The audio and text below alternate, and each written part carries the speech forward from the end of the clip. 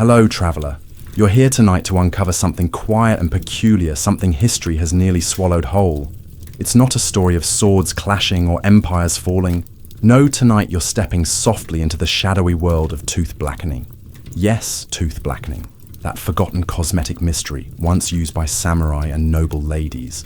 Not just to beautify, but to beguile. You're about to learn how once upon a time in Japan, love might have begun with a pot of rust and a kiss in the dark. And don't worry, you don't need to rinse and spit after this tale. Before drifting off to sleep, if these gentle history tales bring you peace, feel free to support the channel with a like and subscribe. Do you think you'd have fallen for someone with pitch black teeth? Now switch off the lights and let's begin tonight's journey. You arrive in the hush of twilight, the sky painted like old parchment, somewhere in the Japanese countryside. The crickets are just starting their nightly song, and the air carries the earthy scent of damp straw and cedar. You're not quite sure how you got here, dream or spell, but here you are, sandaled feet on a dusty path headed toward a distant village lantern. Each footstep feels slow measured and a little dreamy, as if the ground itself wants to lull you. No traffic, no phones, just the soft rustle of bamboo and your own gentle breath. You pass an elderly woman hunched by a roadside shrine. Her mouth curls in a smile, and in the dying light you catch it, a flash of glistening black where teeth ought to be. She nods as if she knows exactly what you're seeking. You walk on, a little bewildered, a little curious. Down the path, a young man in finely layered robes, a samurai by the look of his stiff poise, strides past you. His sandals clap neatly against stone. He's not in armor, not quite. His blades are tucked in, but his attention sharpens like steel when a figure appears ahead. A girl no older than 17 stands by the bridge. She lowers her fan just a touch. A smile flickers. Her teeth are blackened like polished lacquer. The samurai bows slightly, nothing more. But you feel something electric ripple between them. Perhaps their first meeting. Perhaps their last. You'll never know. The bridge creaks beneath your feet. Somewhere nearby, a nightingale sings. You enter the village. Warm yellow lanterns dangle like sleepy fireflies from crooked eaves. Inside one wooden house, you glimpse a mirror lacquered red and edged in gold. A young noblewoman leans forward to inspect her reflection. She tilts her head, paints a fine black liquid onto her teeth with an ink brush, and holds the mirror closer. Her eyes do not flinch.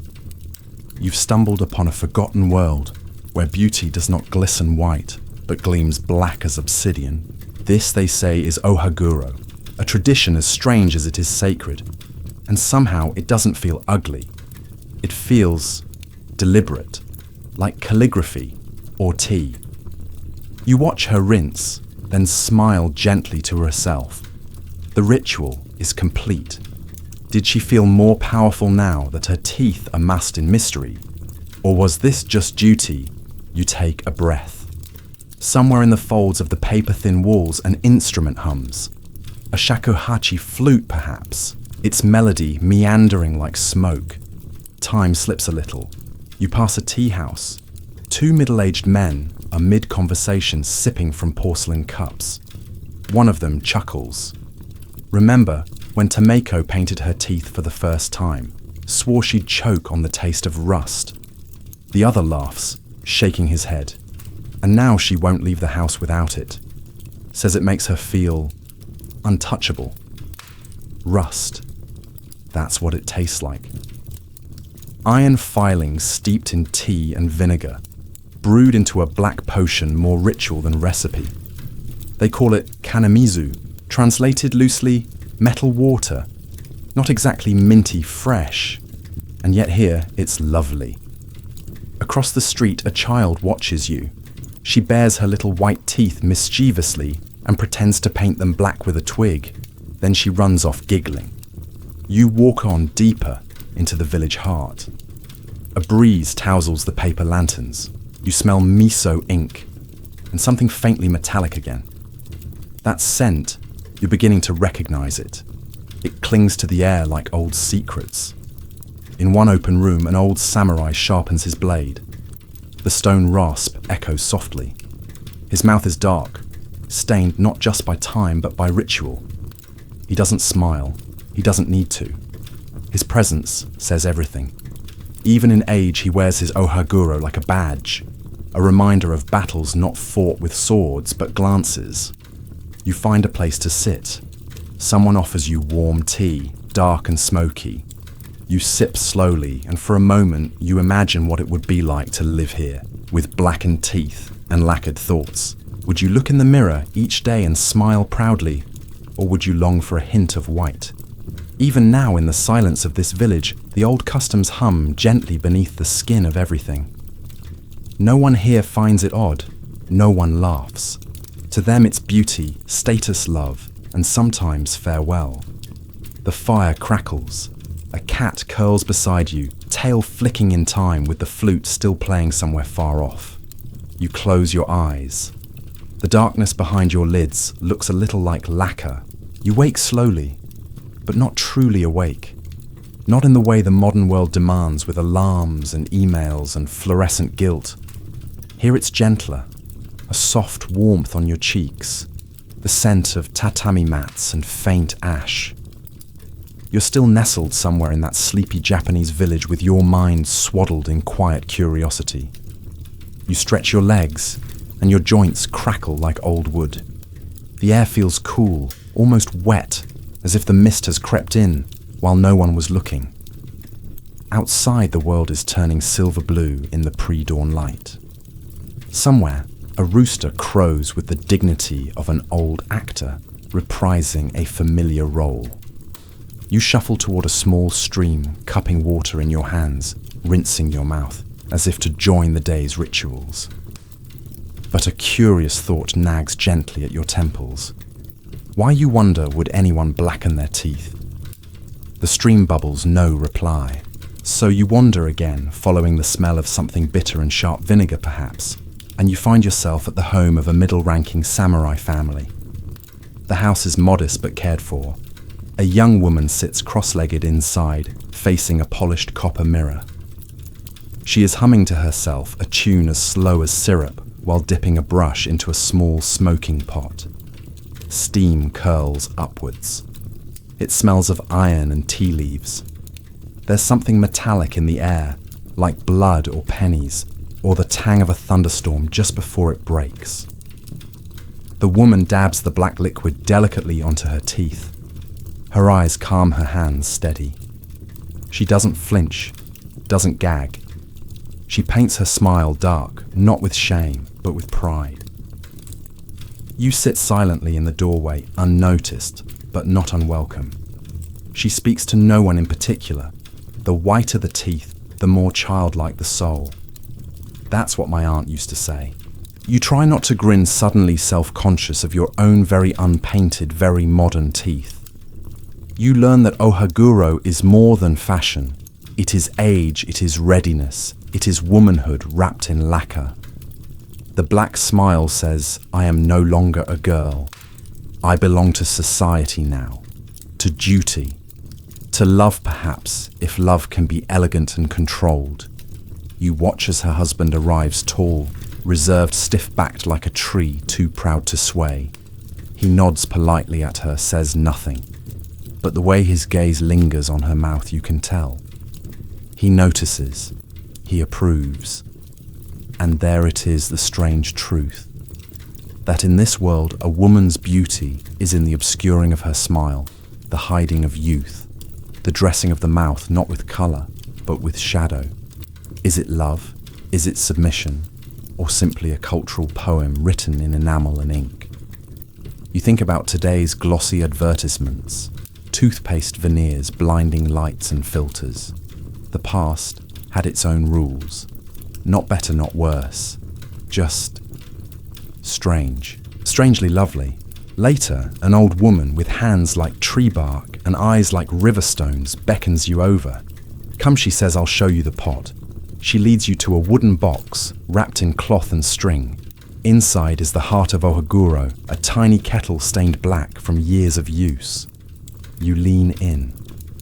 The inside still smells faintly of rust and tea. I used to boil it every week, she muses. Iron filings sake vinegar tea leaves. A touch of pine resin if you want it to last longer. She chuckles. I used to blacken my teeth before my husband came home. Every week until he passed. After that, well, what's the point? She hands you a brush. Not to use, just to hold. It's bamboo worn at the edges, bristles, stiff with memory. Go on, touch it. You do. The bristles tickle your fingertips, still carrying a whisper of lives once painted. She looks at you. Don't wrinkle your nose. We thought it was beautiful. And somehow you believe her. She explains how Ohaguro wasn't only for women. Men too, especially those in noble or samurai ranks, adopted the blackened smile to display loyalty, dignity, even erotic restraint. A man with black teeth was thought dependable, modest, not ruled by lust or frivolity. How strange that love could be declared through shadows on the teeth. No flashing grins here, no wide-mouthed laughter, just knowing smiles, just subtlety. You sit with her a while. She pours you barley tea, dark and nutty. You sip in silence, letting the warm taste linger. Then she reaches for a folded bit of paper tucked in her sleeve. From my youth, she says. A poem someone wrote me. She unfolds it slowly, as if the paper might crumble from sentiment alone. In neat brushstrokes it reads, "Your teeth. Dark gates hold the moonlight hostage. My heart waits behind them." You smile. She smiles. Hers is all gums, now pink and soft and free. Still, you can almost see the black where the ink once lived. The kettle ticks behind you. Somewhere a child calls for her mother. The sun creeps higher, but not hurriedly. Nothing here rushes. Not beauty, not courtship, not sleep. You lean back and let your eyelids fall, the old woman's lullaby voice trailing you like a kite in slow wind. There's a chill in the morning air, but not the kind that bites. It's more like the breath of silk sliding across skin. You're awake again, or something like it, standing beneath a cherry tree that's yet to bloom. Its branches are bare but hopeful, and so are you. Today you walk a little further from the village, following a procession of clattering hooves and softly murmured conversation. You're drawn to a grander estate, nestled behind neatly raked gravel and proud wooden gates. It smells of incense cedar oil and the faint musk of damp armor. Here the nobility live. You're ushered into the courtyard of a daimyo's residence. Not because you belong here, you don't, but because in dreams, doors open without question. You tread carefully, your steps muted by worn tatami mats and generations of unspoken stories. Inside, a young noblewoman sits surrounded by attendants. She is still almost too still as they comb her hair, adjust her layers of kimono, and ready her for something important. You can't tell if she's happy or just well trained in the art of serenity. One attendant approaches with a tray. On it, a tiny brush, a cup of black liquid, and a mirror no larger than your palm. The girl takes it with reverence. No giggling, no protest. Just a practiced hand and eyes that blink very, very slowly. She dabs the mixture onto her teeth with the precision of a calligrapher. One tooth. Pause. Next tooth. Pause. Her lips never part too widely. The ritual is modest, controlled, like all things noble. You catch her gaze in the mirror, and though she does not see you, you sense her thoughts. Will he notice? Will he approve? Will my mouth look as elegant as mother's did? It's not vanity, it's preparation. The woman's aunt sits nearby, already fully dressed and black-toothed. She offers tea not to you, you're invisible, remember, but to a cousin who mutters something about the emperor's court. You learn that among the aristocracy, Ohaguro is a marker of refinement. Without it, a woman is unfinished. Like a poem missing its final line. Even boys of a certain rank would blacken their teeth as part of the genpuku coming-of-age ceremony. Better to look polished than childish, the aunt says, sipping noisily. White teeth are for fools and farmers. A bold statement, but no one argues. One of the younger attendants pipes up, but doesn't it smell awful, and is quickly silenced with a glance. The noblewoman smiles politely, lips only parting just enough to show the dark glint within. It is not perfume, she replies softly. It is presence. Presence. You turn that word over in your mind like a river stone. Presence. The idea that beauty could be defined by how quietly it announces itself. That charm might be measured in restraint. Is that so different from today's world, perhaps? But then again, we still paint ourselves just in other hues. You're led through the residence, stepping over wooden walkways, where koi swim lazily beneath. An old samurai sits alone in a side room gazing into the garden. His teeth are blackened too. He's retired, you're told, still respected, still sharp. His robes are simpler now, his hair a little thinner. But he wears his ohaguro like a memory, a medal from battles no one ever saw. He nods toward the garden where two young people laugh behind their sleeves. In my day, we didn't need words. Just one glance at a blackened smile and you knew she was ready. And I had better be. You sit beside him in silence. He pours you sake from a stone bottle, and the liquid smells faintly of fermented rice and thyme. People think samurai won hearts with blades, he muses. But a true man won his match with stillness, poetry, and black teeth. You imagine a world where flirting involved neither pouting nor posing, but the soft revelation of a hidden grin. Where courtship was a kind of theatre, composed, deliberate, a bit like no drama, where every gesture held weight. You sip the sake, and it burns gently down your throat. Do you miss it, you ask, though? You aren't sure if you've spoken aloud. The old samurai smiles. His mouth is shadowed, but his eyes shine. Some things shouldn't come back, he says, but they should be remembered. Outside, the wind stirs the dry leaves. Inside, the noblewoman has finished her preparations. Her mouth is midnight now, her expression unreadable. She steps into the sunlight like a perfectly written haiku. You bow, though she doesn't see. And somewhere inside you, something bows too to the strangeness of beauty, the rituals of presence, and the quiet dignity of a smile dressed in black. The morning has softened now. Sunlight tiptoes through the paper walls, and the world feels made of honey and dust. You leave the noble residence with your thoughts still steeped in black enamel, and your nose faintly haunted by the scent of tea and iron. You follow the winding path back to the village where something curious catches your eye, a wisp of smoke curling from a shed behind a house. It's not the smoke of fire or cooking.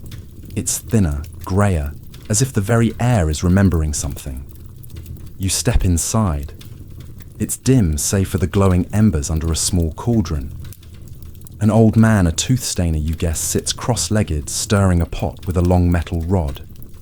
He wears a robe smudged with black fingerprints, and his fingers look permanently stained, as though even water cannot wash away the years of practice. The smell is unmistakable. Iron vinegar tea, maybe a hint of something herbal you can't quite name. Perhaps mugwort or burnt rice. The mixture simmers gently, tiny bubbles, releasing little ghosts of steam that smell like rusted poetry. Ah, the old man grunts without looking up. You're here to learn, are you? You nod, although your presence is as always dreamlike and unnoticed. He ladles some of the mixture into a shallow bowl, the liquid glistening like ink under moonlight. This is kanamizu, he explains. The black water. Strong batch, this one. Needs at least 5 days to ferment before it's right. Rushing it ruins the shine. He dips a finger in, lifts a drop to his lips and grimaces. Still too sour. You sit cross-legged across from him, mesmerized. The ingredients are simple enough: iron filings steeped in tea and vinegar until they oxidize and turn black. Not just black, glossy deep like the lacquer on a shrine door. Sometimes bits of sake or crushed rice were added to thicken the brew. always secret recipes passed down like spells. You ask silently how someone thought to do this in the first place. Who looked at iron tea and vinegar and thought, yes, this belongs on my teeth. The old man chuckles, reading your silence. Long ago, they say it came from China. But we made it our own. Like everything else we borrow. He rummages in a wooden box and pulls out a brush. Not a painting brush, but something smaller, stubbier. Made from horsetail, maybe. Worn soft by years of dabbing dark onto enamel. They'd apply it twice a day, especially before a festival or meeting a suitor. Sometimes 3 times if they were nervous. He leans forward, his own teeth darkened but patchy with age. You can't just paint it once and expect it to stay. Beauty takes maintenance. Commitment. You must stain the smile until it remembers. You watch him work, stirring and ladling, as though he's brewing not potion but poetry. He tells you that in some households, ohaguro wasn't just cosmetic, it was spiritual. Black was protective. White teeth, especially on a corpse, were considered unsettling, even shameful. So even in death they'd blacken the mouth to honor the soul and to calm the ancestors. You wonder, would your own ancestors have found your pearly whites disturbing? Would they frown at toothpaste and whitening strips? Blackness, the man mutters, is not always decay.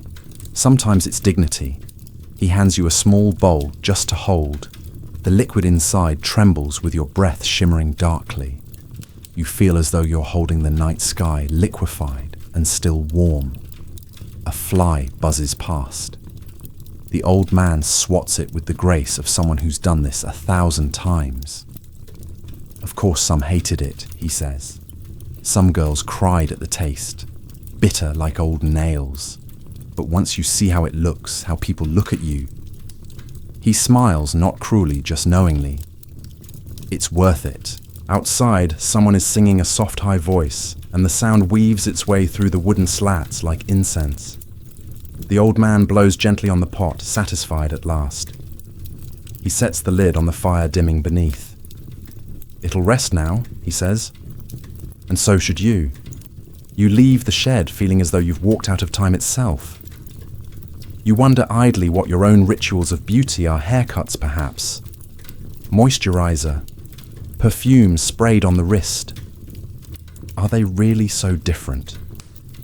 You pass a girl leaning over a small mirror, her mouth open, her eyes sharp with focus. She's applying her ohaguro with care not haste. Her tongue peeks out occasionally to avoid the brush. She laughs to herself, then wipes a smudge from her lip. And just like that, she transforms. Not from ugly to pretty, no, that isn't the point. She transforms from scene to scene differently, from someone to someone remembered. And all it took was a pot of potion, a brush, and the will to stain your smile until it shimmered with mystery. The day wears on, but you hardly notice. Time here feels loose like a kimono tied gently at the waist, secure, but always swaying.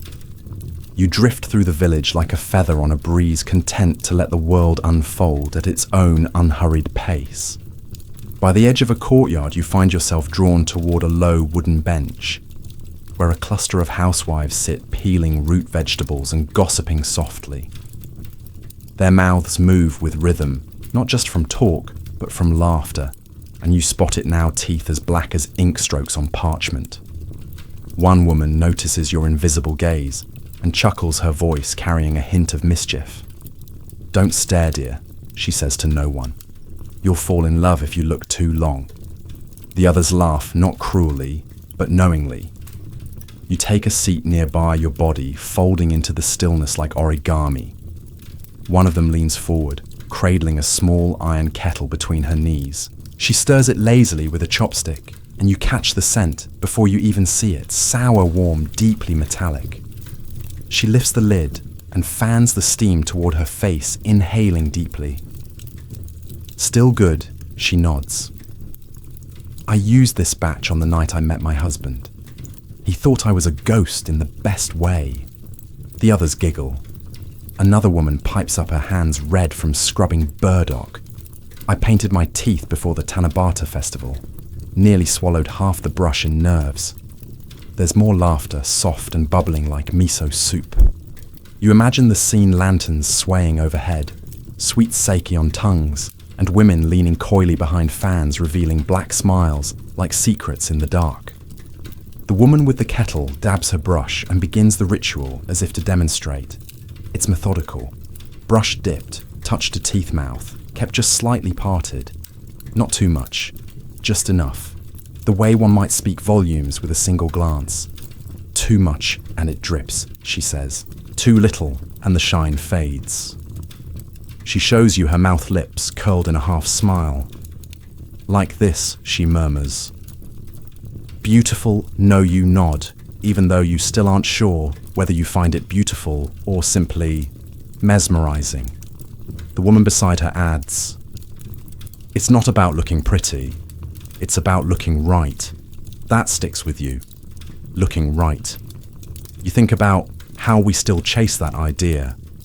The right look for school, for work, for weddings, for good impressions. A million small transformations for a million quiet expectations. And here it's the same.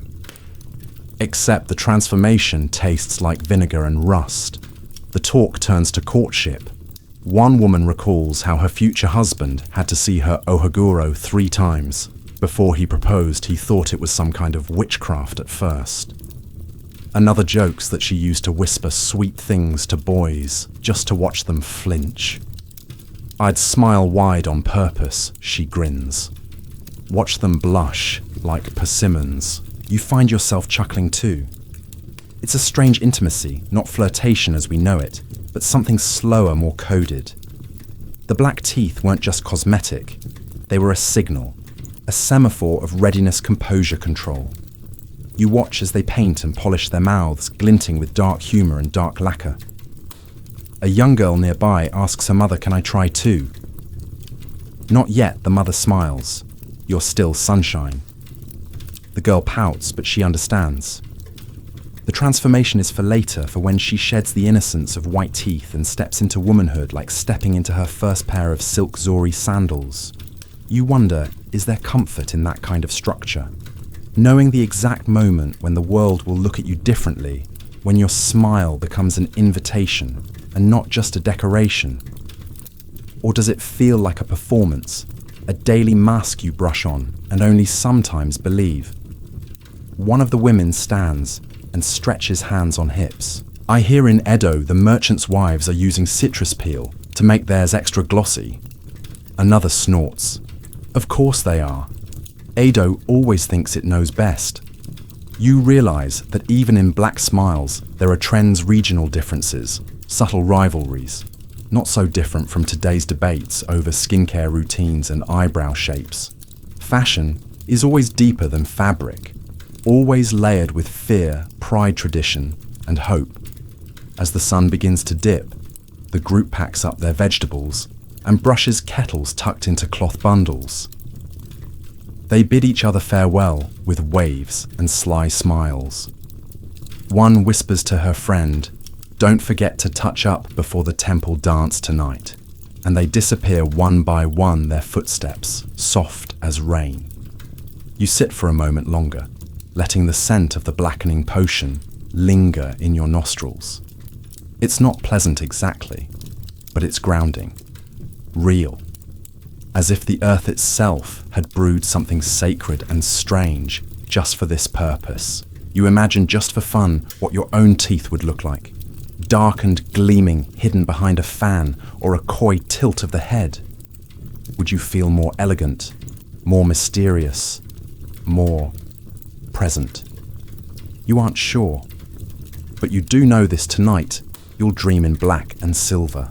Dusk has crept in, like a polite guest, quiet, unhurried, bringing the scent of burnt pine and the low thrum of distant drums. You find yourself drawn to the edge of the village where the samurai reside. Their homes are more severe, more restrained, as if architecture itself were holding its breath. The walls are plain. The gardens are raked into quiet discipline. Even the wind feels better behaved here. You pause at the threshold of one such house. Inside, a young samurai is preparing for the evening. He stands before a lacquered box, fingers methodically adjusting the folds of his kimono. The fabric whispers as it moves soft but deliberate. He is not armored, though the katana at his hip gleams like moonlight on wet stone. His face is unreadable, but his movements carry a kind of nervous energy, the barely hidden tremble of someone who has memorized the dance, but still fears the stage. Tonight is not for battle. Tonight, he is to call upon a lady, and like any proper samurai, he paints his smile first. He kneels beside a small table where a modest pot of ohaguro simmers gently above a candle flame. The room smells faintly of vinegar and iron, though he doesn't seem to notice. He's used to it, like the smell of ink on letters or sweat in silk. He lifts the brush a tiny thing more precise than his sword and dabs it carefully onto each tooth. You notice he starts with the molars and works forward. Tradition, perhaps, or habit. His reflection in the polished mirror doesn't flinch. His eyes, however, reveal something deeper: anticipation, maybe, or fear. You're not sure if it's the woman he fears, or the possibility that she might smile back. He speaks to his reflection voice, barely audible. You've won duels, you've survived winter, you can survive a conversation. It's the gentlest of pep talks, and strangely it helps. He rinses spits discreetly into a bowl and pats his mouth dry. Then he sits in stillness, letting the black settle into his enamel and into his nerves. His attendant arrives, an older man with eyebrows like willow branches and hands stained from years of preparing ohaguro. He bows. She awaits you at the bridge. The samurai nods, then rises. You follow him as he steps outside into the dusk, his sandals pressing the gravel like falling leaves. The bridge is narrow, a simple arch over a slow-moving stream. On the far side, a woman waits. She wears layered robes of indigo and cream, her sleeves tucked neatly, her posture upright yet soft. She lowers her fan. Her teeth are blackened, and her smile, when it appears, is small but radiant, not in brightness, but in presence. It's like moonlight caught in oil. The samurai bows low.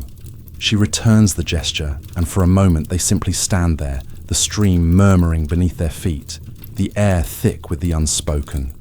No declarations, no dramatic gestures, just two dark smiles meeting in half light. They speak at last, softly, slowly. He compliments her calligraphy. She comments on the sharpness of his obi sash. They speak of poetry weather and the festival next week.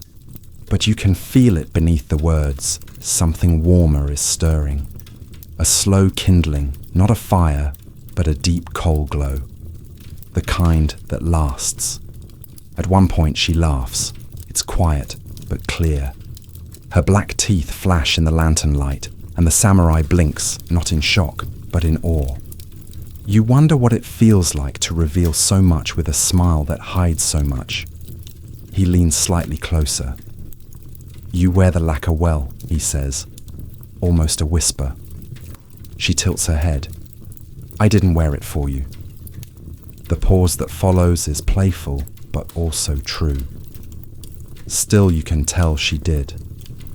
They walk side by side, not touching, not hurrying back toward her house. She raises her fan again, but her eyes linger on him, one last glance that says more than words ever could. The samurai returns home later barefoot now.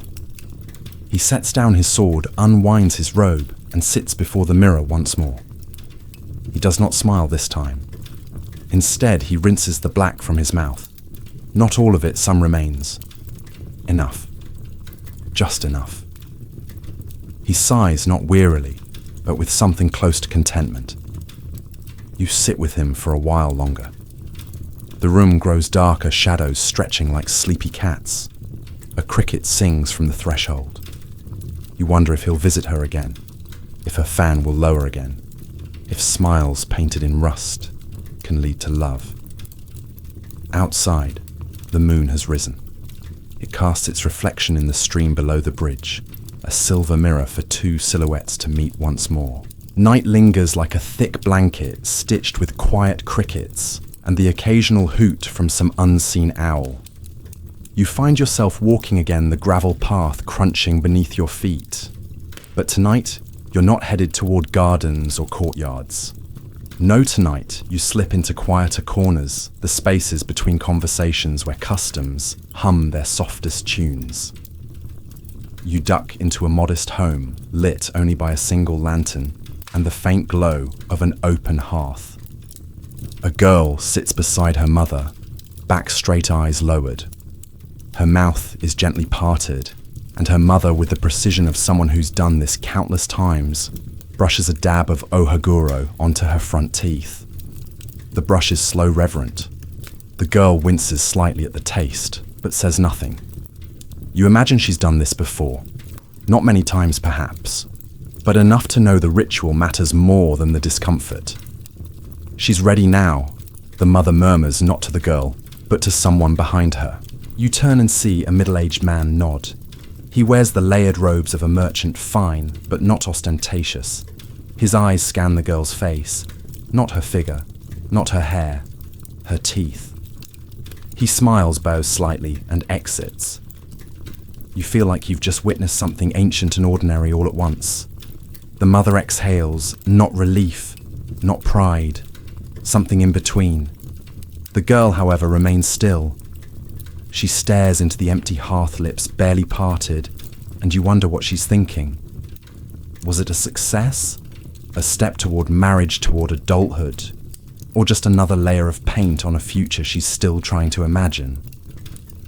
You step out into the street, your mind swirling like incense. The black teeth are not just fashion, you realize that now. They are messages, unspoken ones, quiet declarations. They say I am of age, I am disciplined, I am ready, but they also say I am not for everyone. You pass a man wiping down his tools in a small shop, a craftsman of some kind. He has black teeth too, though dulled with age. A young apprentice watches him, eyes wide, mouth still, all innocence and milk teeth. "When do I start?" the boy asks. The man chuckles. When you stop asking, it's meant as a joke, but you can tell there's a truth behind it. There is no official signal, no flashing sign that says, now you are ready to stain your smile.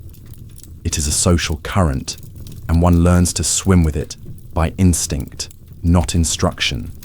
You walk on and find a group of young people sitting on the edge of a well, talking low, occasionally bursting into laughter. Two of them, a boy and a girl, wear blackened teeth. Their friends do not. There's teasing, but it's light-hearted. So formal, one boy says. Bet you bow in your sleep. The girl flicks a pebble at him, grinning. Better than sleeping like a child. They all laugh. You notice how the tone shifts though, how the black teeth pair are treated with a faint reverence. Not quite adults, but no longer youths. Their smiles, dark and deliberate, seem to carry weight in every word they speak. You think about modern signals of adulthood, the first suit, the first paycheck, the first heartbreak. Here it's a brush dipped in rust, a mouth that swallows its brightness and replaces it with calm.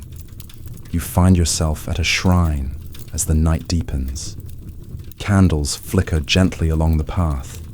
The stone steps are cool beneath your feet. A priest passes robes, whispering like wind through reeds. His teeth are black too, not out of vanity, but devotion. You sense that even here in places of prayer and silence, the custom persists, as though the gods themselves prefer elegance to exuberance. A woman kneels beside a lantern, her back to you. She mutters something under her breath, not quite a prayer, not quite a poem. You lean in and hear it. May my smile be still like pond water, reflecting only what is necessary. You close your eyes. What do your teeth reflect? What do any of us show when we smile, and what do we hide? When you open them again, the shrine is empty. The night is darker now, but not lonely. Just slower, sleepier. Somewhere behind you, someone laughs softly, with black teeth and black humor. It's not cynical. It's warm, like someone who's accepted the strangeness of things and chosen to paint it proudly across their smile. You breathe deeply, the metallic air cool in your lungs. Not all messages are written with words. Some are painted in enamel night after night, until they speak louder than anything ever spoken. The moon has climbed higher now, sailing across the ink blue sky like a lantern on water. It casts soft silver upon the rooftops and drapes everything in a quiet kind of clarity. You wander back toward the heart of the village, where the last of the festival lights still sway. Somewhere a drum thumps gently slower now, like a heartbeat slipping into sleep. And then you see her. She stands by a tea house half shrouded by a Norrin curtain fluttering in the breeze. She holds a folded fan to her face, her kimono embroidered with plum blossoms that sway as she shifts her weight from one foot to the other. A few strands of hair have escaped her comb and trail like ink across her cheek. You can feel the pause in the air, that moment where time sighs and leans in curious. She lowers the fan. There it is, that glimmer. Not of whiteness, not of brilliance, but of deliberate darkness. Her smile is calm, slow, with blackened teeth that gleam like lacquer in the lamplight. And somehow, it's enchanting. Not in a way that demands attention. No, it invites. Like the scent of incense from a temple door, like a haiku murmured in passing. She turns and steps inside, but not before catching your gaze. Not directly, of course. Just enough for you to feel seen. Noticed. Acknowledged. Inside the tea house glows with amber light. Patrons speak in hushed tones, sipping from cups of fragrant sencha. You slip in unnoticed, finding a quiet corner. The girl with the black smile is serving tea now. Her movements are smooth, practiced. The sleeves of her kimono trail like water as she sets down the cups. Her laughter, when it comes, is soft but real.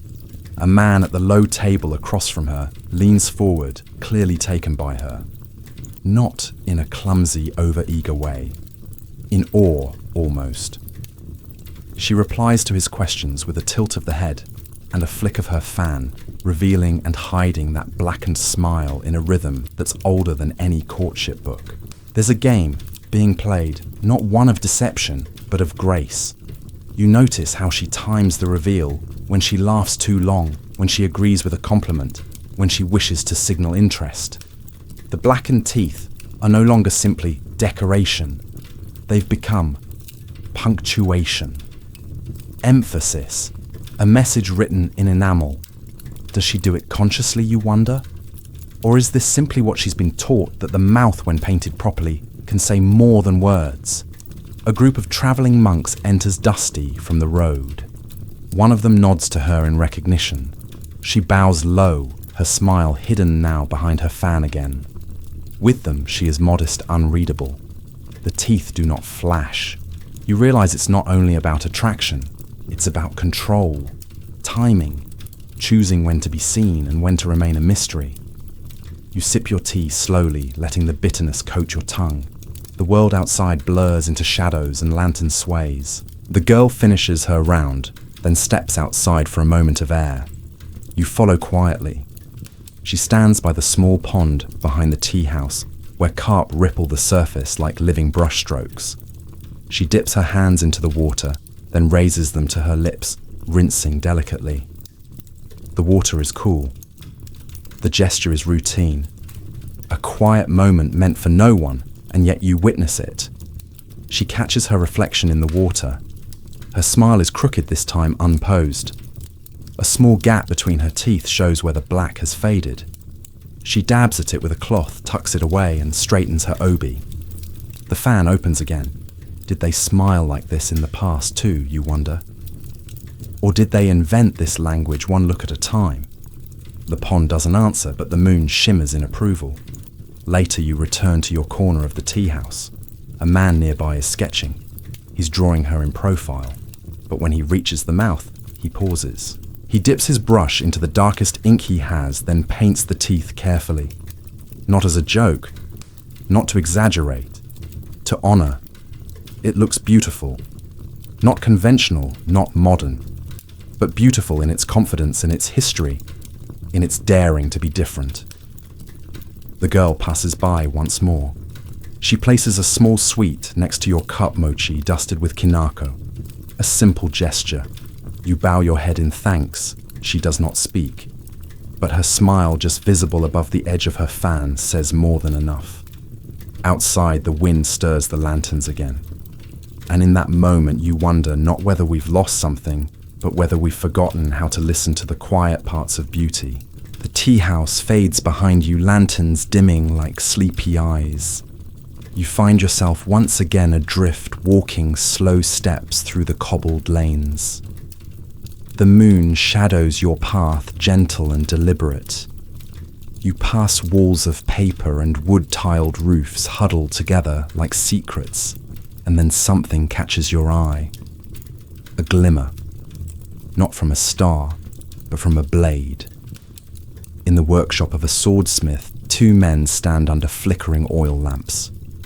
One holds a katana across both hands, admiring it not with awe, but with a kind of solemn respect. The other, the swordsmith, nods, arms folded silent. The metal is perfect, polished, balanced. The lacquered scabbard, black as river stones in rain, gleams under the lamplight. And strangely, your mind leaps to teeth, not because the sword bites, but because of the finish.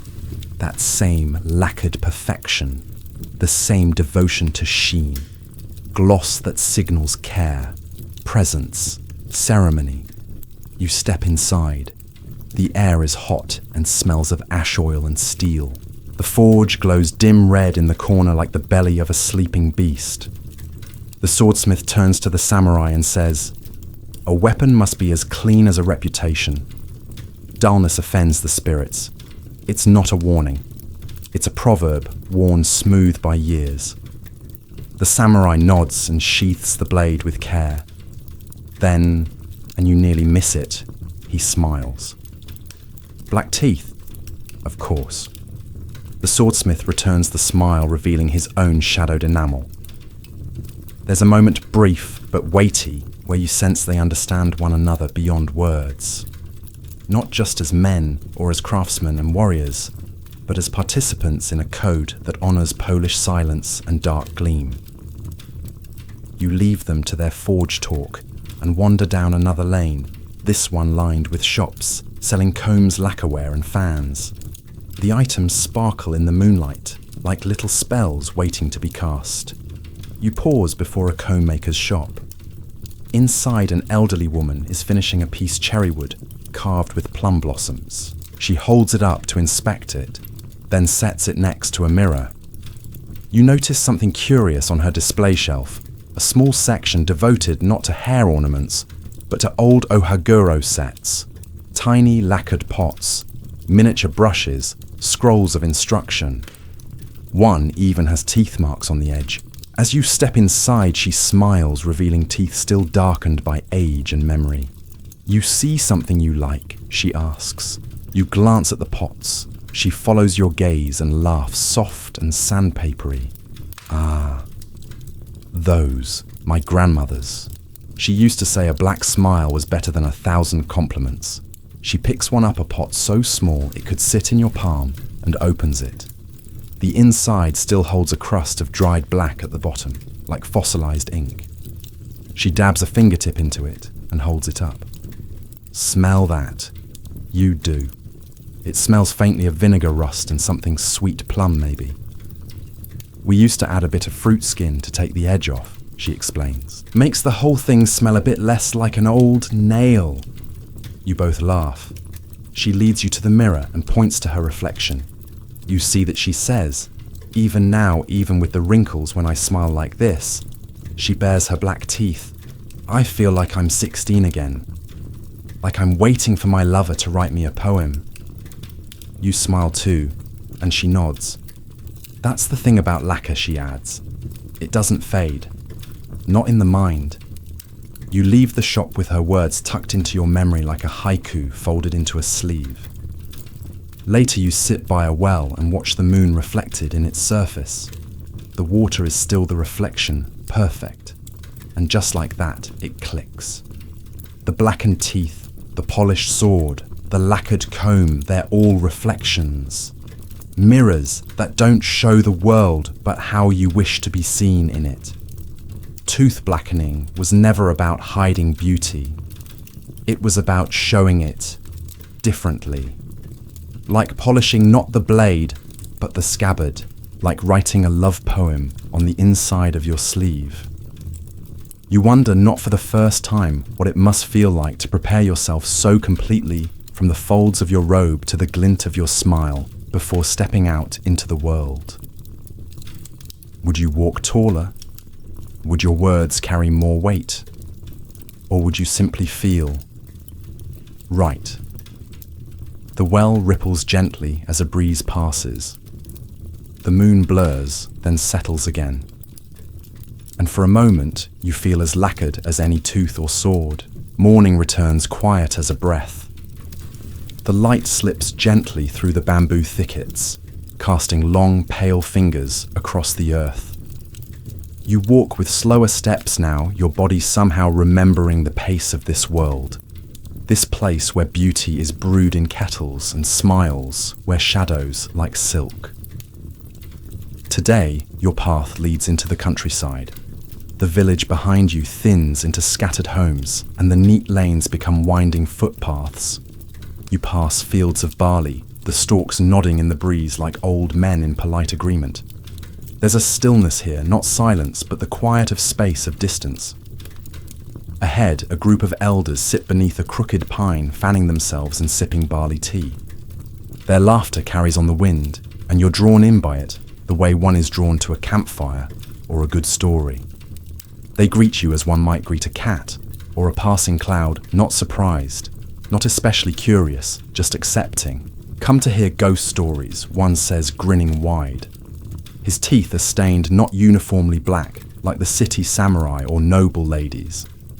These are patchy, faded, weathered. They tell a different story of time of change of mouths that once followed the custom and later chose to forget it. You sit on a smooth rock, knees tucked up like a child at a sleepover. An old woman leans forward, her fan tapping her knee. Do you know the tale of the black-mouthed bride, she asks, and already you're enchanted. She begins. Long ago, in a mountain village even quieter than this one, there was a young woman with the blackest smile you ever saw. She was betrothed to a fine man, a fisherman, tall and strong. But just a week before the wedding, he disappeared. The other elders nod solemnly, though you suspect they've all heard this 100 times. They searched everywhere. Up the rivers, down the coast. Nothing. Not even a sandal. Then, on the night of the full moon, someone saw her, the bride, standing at the cliff's edge.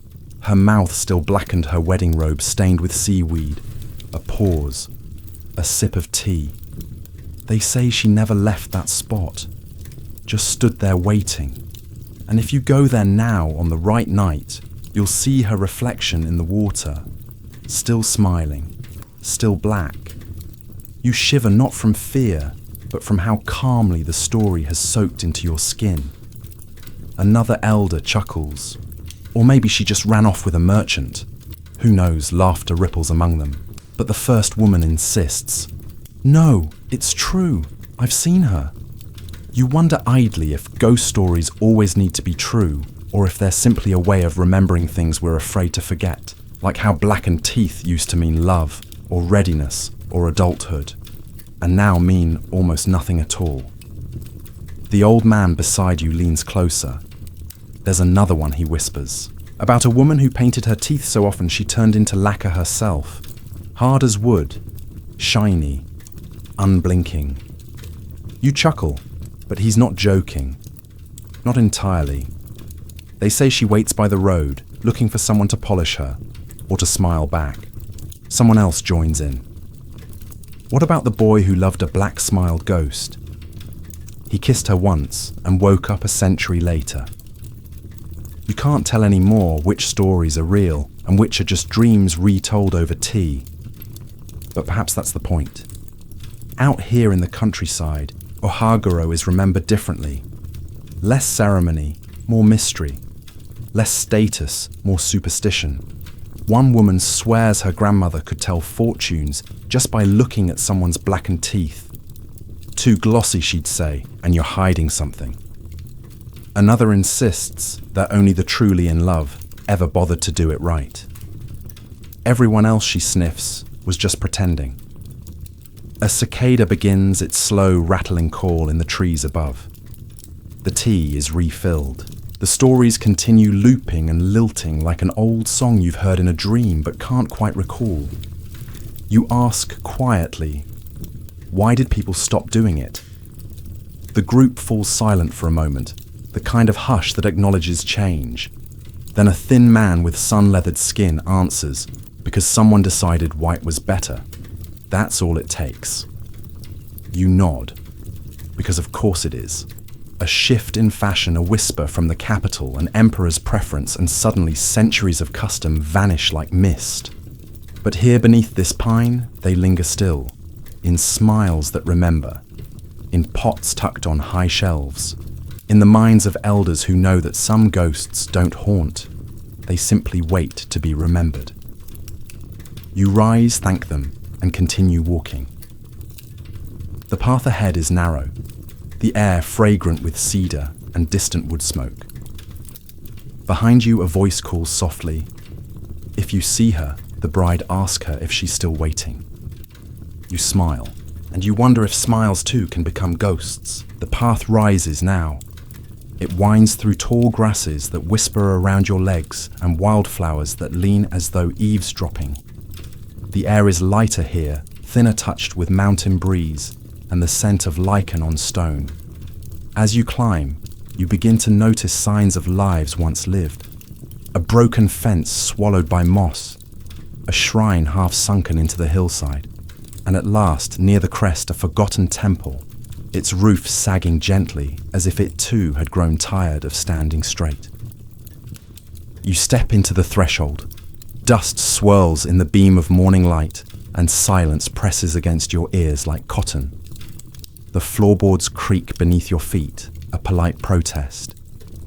You bow instinctively, though no one is here. Or so you think. A figure moves in the shadow of the altar. A monk, old but not frail. His robe is frayed at the cuffs, and a fine sheen of sweat clings to his brow from sweeping the floor. He doesn't look surprised to see you. He simply nods. You've walked far, he says, voice like wind in dry grass. You return the nod. He gestures to a mat. You sit. People come here, he begins to forget. But sometimes they remember more than they meant to. You glance around. The temple is plain undecorated. A single bell hangs from a beam, silent. And then you see it beside the incense table. A small pot, lacquered, familiar. You're wondering what it's doing here, he says. Most people do. You don't answer, but you don't need to. He smiles, and yes, his teeth are blackened.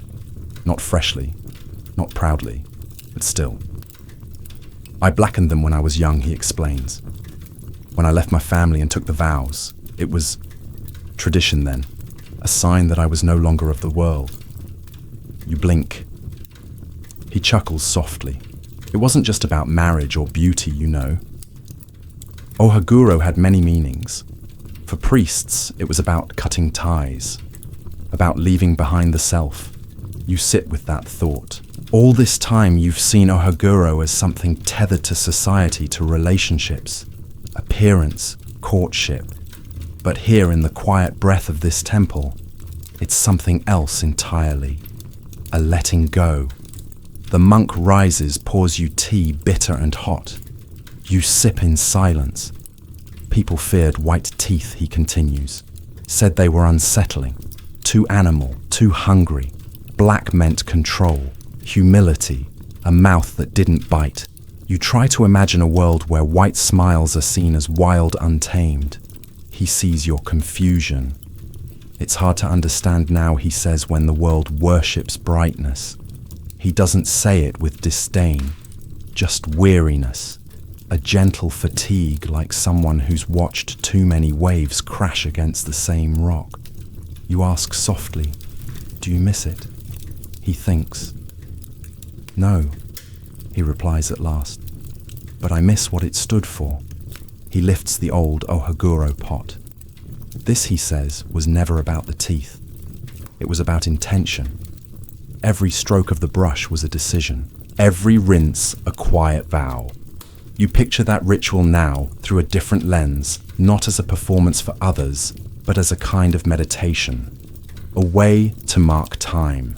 A private contract with the self. The monk leads you outside to a stone bench facing the valley below. The view is wide, endless. Rice paddies glint far below like cracked porcelain. I once knew a woman, he says suddenly, who blackened her teeth even after the ban, secretly, in her old age. Why, she said, it helped her remember who she was before the world changed its mind. You both sit in silence. You remember all the people you've met so far, the noblewoman, the swordsmith, the old couple, the children. All brushing darkness onto their smiles, not out of shame, but belief. A belief that beauty could be quiet, that presence could be chosen, that even the mouth, so often loud and ravenous, could be made calm. You wonder what the modern world might look like if we relearned that, if instead of whitening and polishing and reshaping, we paused and asked, what am I showing and to whom the monk stands? It's a long walk down, he says gently. You bow. He bows back. As you descend, the valley hums with life. But you carry a little silence with you, now lacquered and still. And as the breeze brushes your cheek, you think perhaps some smiles are not for light, but for shade. By the time you reach the village again, the sun has begun its descent, a sleepy eye closing behind the distant hills. The light is warmer now, richer, turning the world gold and soft. You find yourself walking not toward the heart of the village this time, but toward its outskirts, past the homes and shops, beyond the temples and shrines, to where the thatched roofs grow sparse and the earth is marked by the calloused hands of farmers. It is here you meet a woman kneeling in her garden, her sleeves rolled and her hands sunk deep in the soil. She hums softly as she works, not a tune really, but the kind of sound that keeps rhythm with the breath. She sees you. She smiles, and her teeth are white. You blink, almost startled now by the absence of black. She chuckles, wiping her hands on her apron. Didn't expect that, did you? You admit without speaking that you didn't. She nods, as if she understands perfectly. I stopped years ago. My mother used to scold me for it. No man will marry a woman with a ghost's mouth, she'd say. But I told her, let the ghosts keep the lacquer. I'll keep my vegetables. She plucks a radish from the earth, shakes the dirt from it like a magician with a silk handkerchief. But you did it once you ask. Oh yes, she replies, settling back on her heels. Every morning for a year, before my wedding. Every evening before temple, even on market days. She scratches her chin. I didn't mind it really. The smell, the routine. There was a calm in it, a kind of grounding. Then she leans in, lowers her voice as if confessing to an old friend. But I never liked how it felt. On my tongue, in my smile, like I was wearing someone else's mouth. You sit beside her, the soil cool beneath your fingers. Do you regret it? She pauses. No, she says. Not because it was beautiful, but because it taught me something. You tilt your head. She smiles again, this time broader. It taught me that not all traditions need to be kept, and not all rebellions need to be loud. She offers you a piece of dried persimmon from her sleeve pouch. It's sweet, sticky, and tastes of sunlight trapped in skin. She points to a small lacquer pot on a shelf near her door. I keep it to remind me of how things were, how they changed, and how I got to choose. You realize that's what this is about. Not just black teeth, but choice, the slow evolution of it, the way customs harden into stone, then crack and soften again. You think of your own world, the rituals you perform without question, the ones you resent, the ones you treasure. The woman stretches her arms toward the fading sun. They say when the Emperor Meiji banned it, people mourned. Some quietly, some not at all. My aunt said the streets looked brighter overnight. All those white teeth suddenly bare, like the world forgot how to keep a secret. You imagine it a Japan shedding its shadows, blinking into modernity. Neon lights replacing paper lanterns, polished smiles replacing blackened ones, the old ways slipping into drawers, closets, memory. Do you miss it, you ask? She thinks.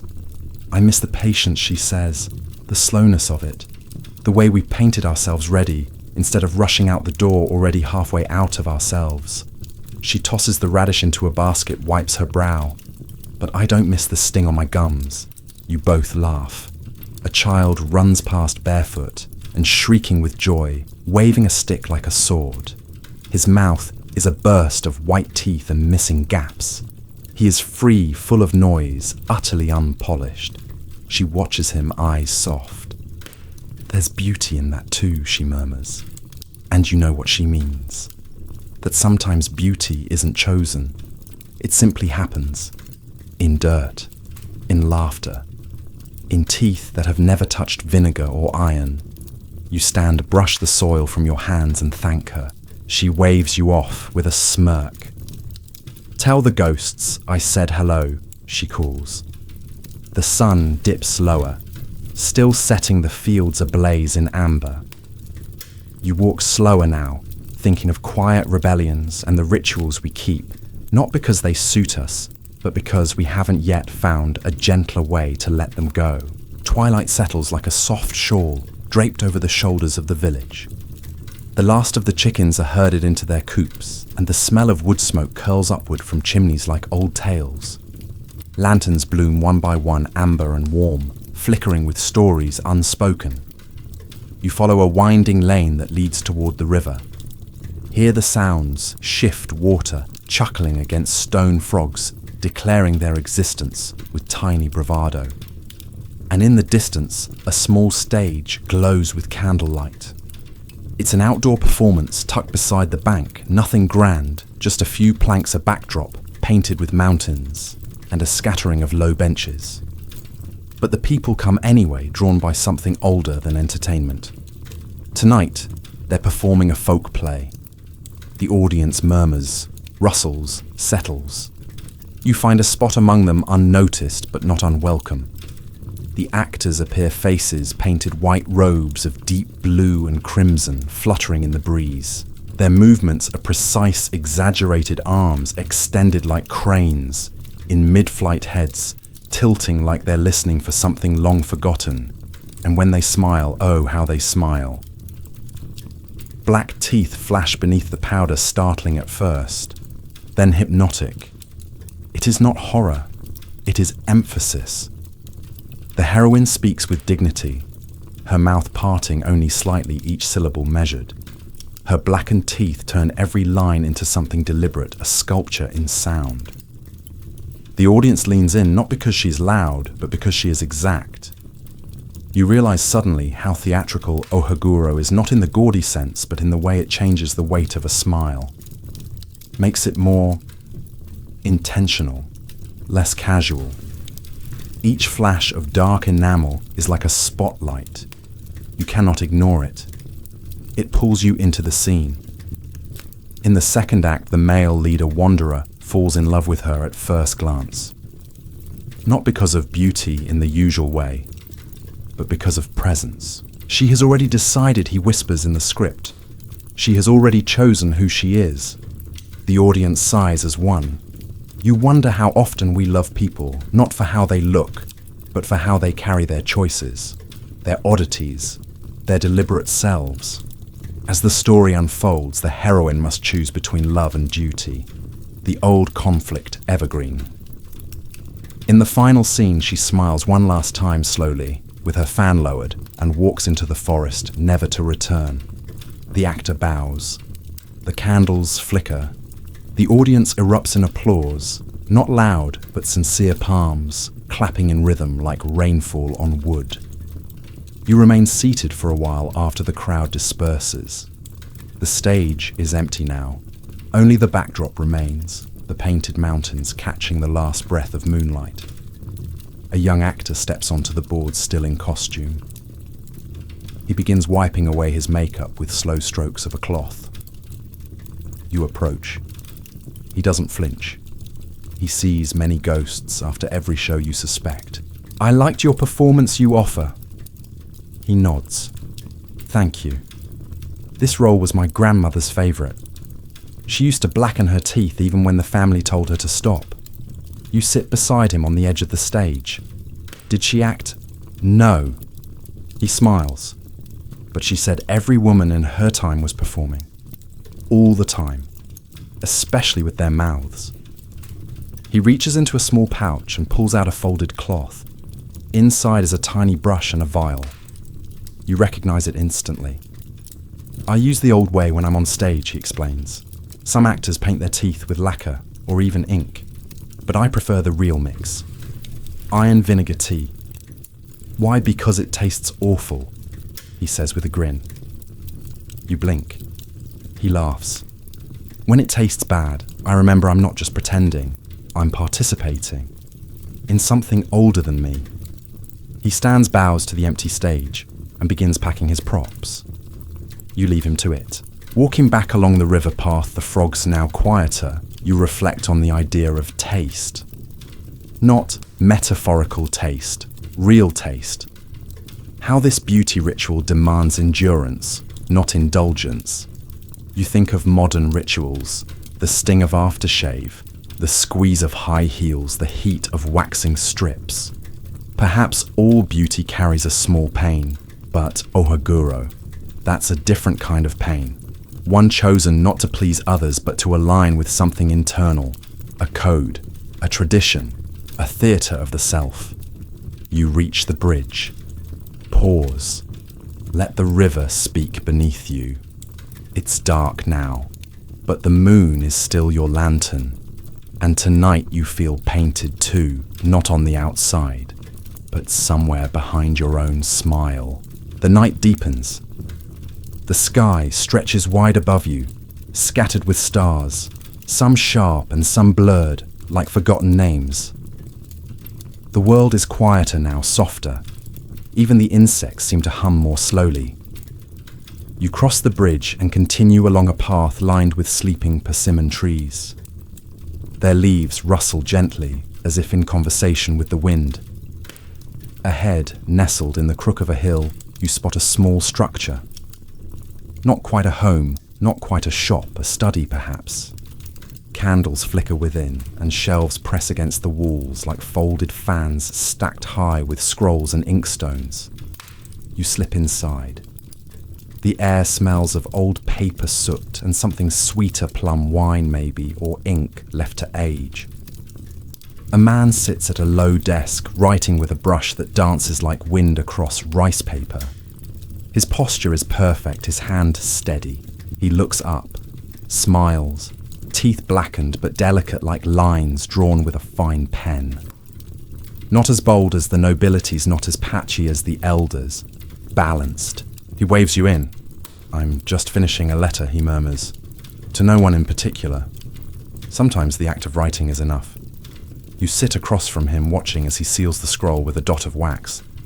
"I used to be a clerk," he says, "back when they still needed scribes to record merchant deals and temple donations. Now the boys just scratch it down on whatever scrap they can find. No weight, no ceremony." He pours 2 cups of tea. The steam curls like calligraphy in the air. "Do you know why I still blacken my teeth?" he asks. You shake your head. He sips. "Because I like the look of permanence." You blink. He continues. Ink fades, even stone wears. "But ohaguro, When done right, it stays, not just on the teeth, in the mind. It marks you. You think of permanence, of how fleeting most things feel. Online posts, digital photos, whole days passed without memory. And here is a man brushing iron into his smile as if to anchor himself. He points to a scroll hanging near the door, a poem elegantly brushed. The river forgets every foot that crossed its back, but not the bridge's sigh. You read it twice. He smiles again. It's about how even small things leave impressions if done deliberately. A black smile, a written word, a shared silence. You ask him if anyone else in the village still practices the custom. He shakes his head. Only me. The others stopped. Said it was old-fashioned. That it scared their children. That it made people ask too many questions. And you ask. I welcome the questions. He walks to a shelf and brings down a lacquered box. Inside brushes a folded cloth. A tiny jar of kanamizu, thick and dark. He opens it. The smell, by now familiar iron and vinegar, fills the room. But somehow here it's comforting. Would you like to try? He offers gently. You hesitate. He chuckles. Not on your teeth. On your skin. Just a dot. You nod. He dips the brush, then gently touches it to your forearm. A single black circle. It dries quickly, tightens slightly, a quiet anchor. Now he says, you've chosen too. You stare at the mark. It is small, but it feels heavy, intentional, like a seal on an invisible contract. You'll wash it off, he says, but you'll remember. Outside the stars twinkle, seemingly closer now. You leave the study with your dot walking slower. The night air feels richer, the ground more sure beneath your feet. It's curious how something as simple as a smile can carry history, identity, philosophy. The man's words echo in your mind. I like the look of permanence. You wonder what else in your life carries that same weight. What gestures, what rituals, what habits do you perform not for appearance but for grounding? As you walk, you press your fingers lightly to the blackened dot. It's dry now, cool. A passing cat eyes you from a windowsill, then yawns a wide white smile. You smile back, yours unseen, unpainted, but still remembered. Dawn returns, not with fanfare, but like a careful whisper brushing against your cheek. The sky blushes pale pink, the kind of colour that never quite settles in memory, too gentle to hold on to.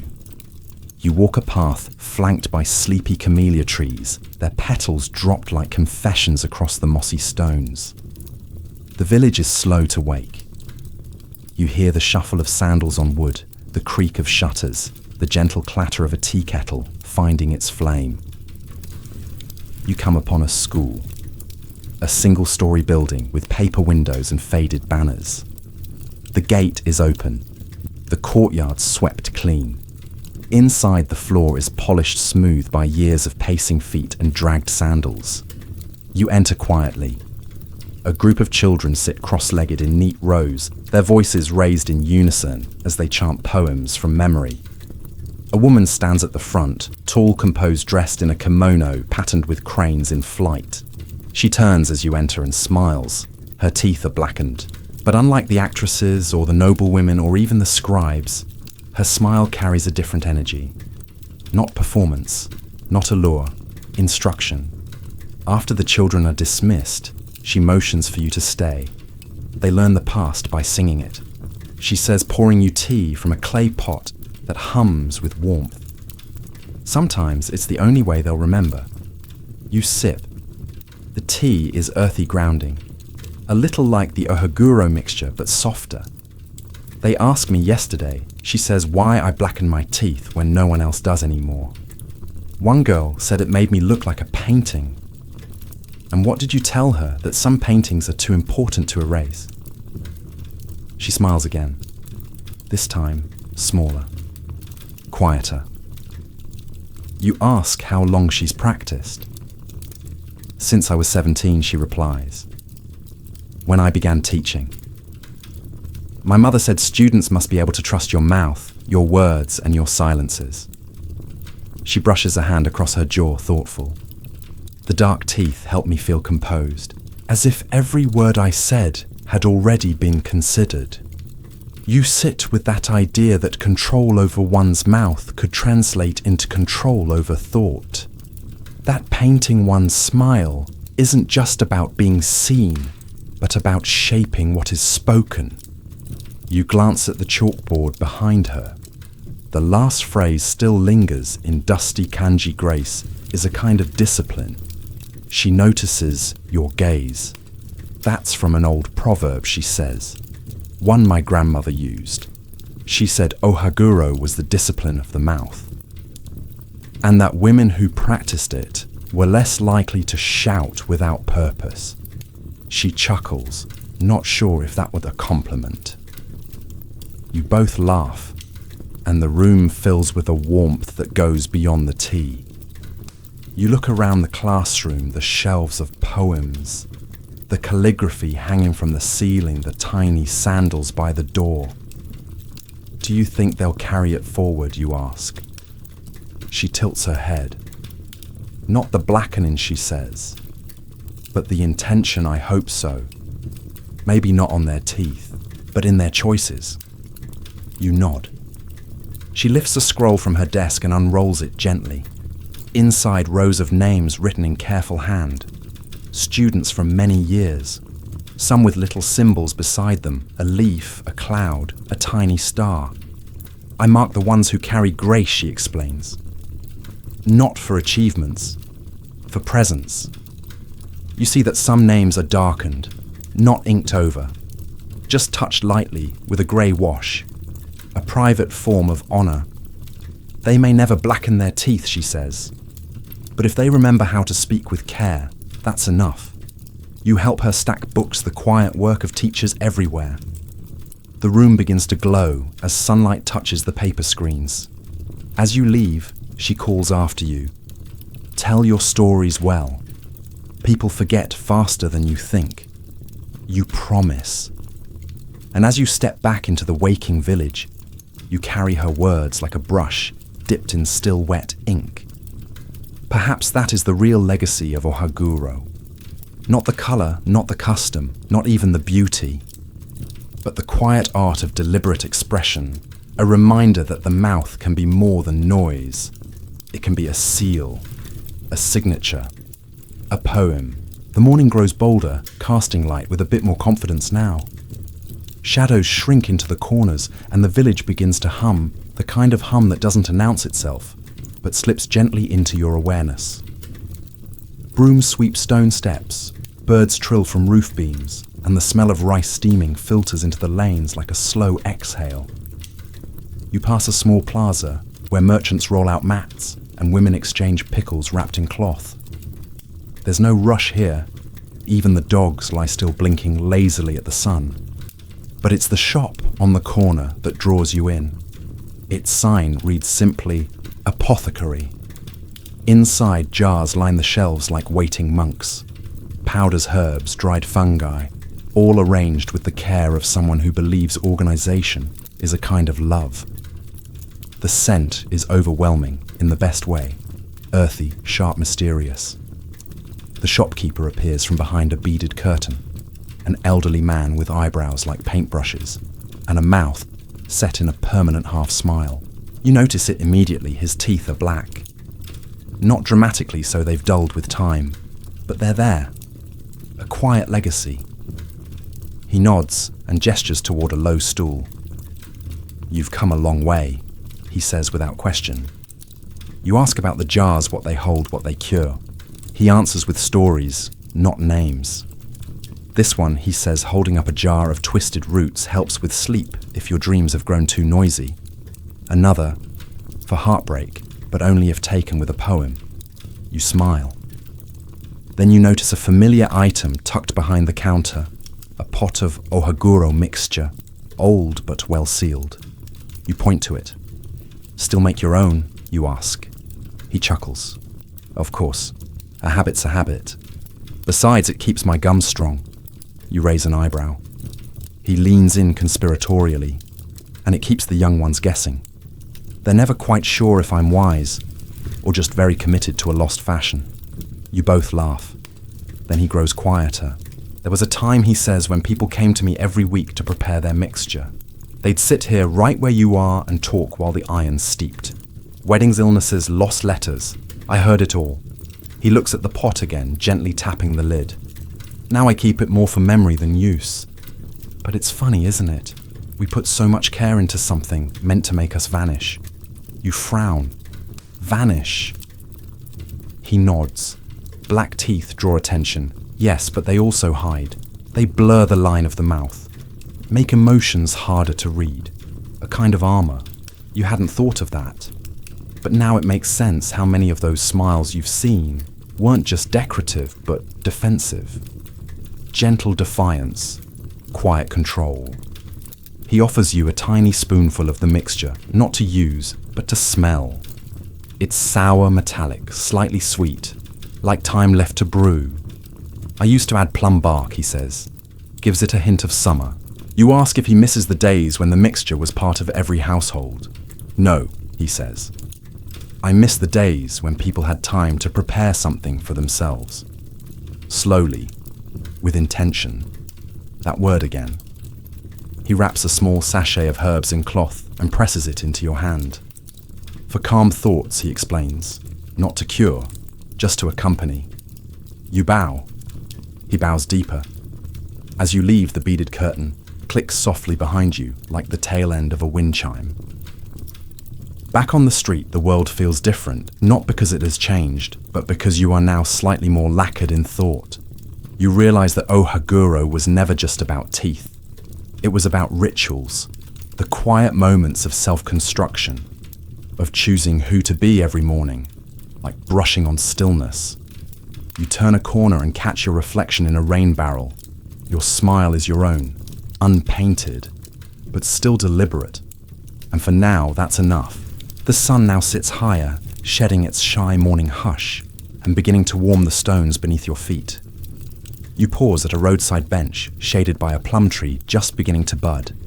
Bees murmur nearby, their tiny wings, creating a soft, purposeful drone. It's the kind of sound that fills the spaces between thoughts. Across from the bench, a young woman paints. Not on canvas, not on scroll, on herself. She kneels beside a hand mirror, delicately dabbing pigment onto her lips with a brush no bigger than a pine needle. Her kimono is simple but precise navy, with white thread mimicking falling rain. You approach, slowly drawn by the familiarity of the movement. When she sees you, she doesn't startle.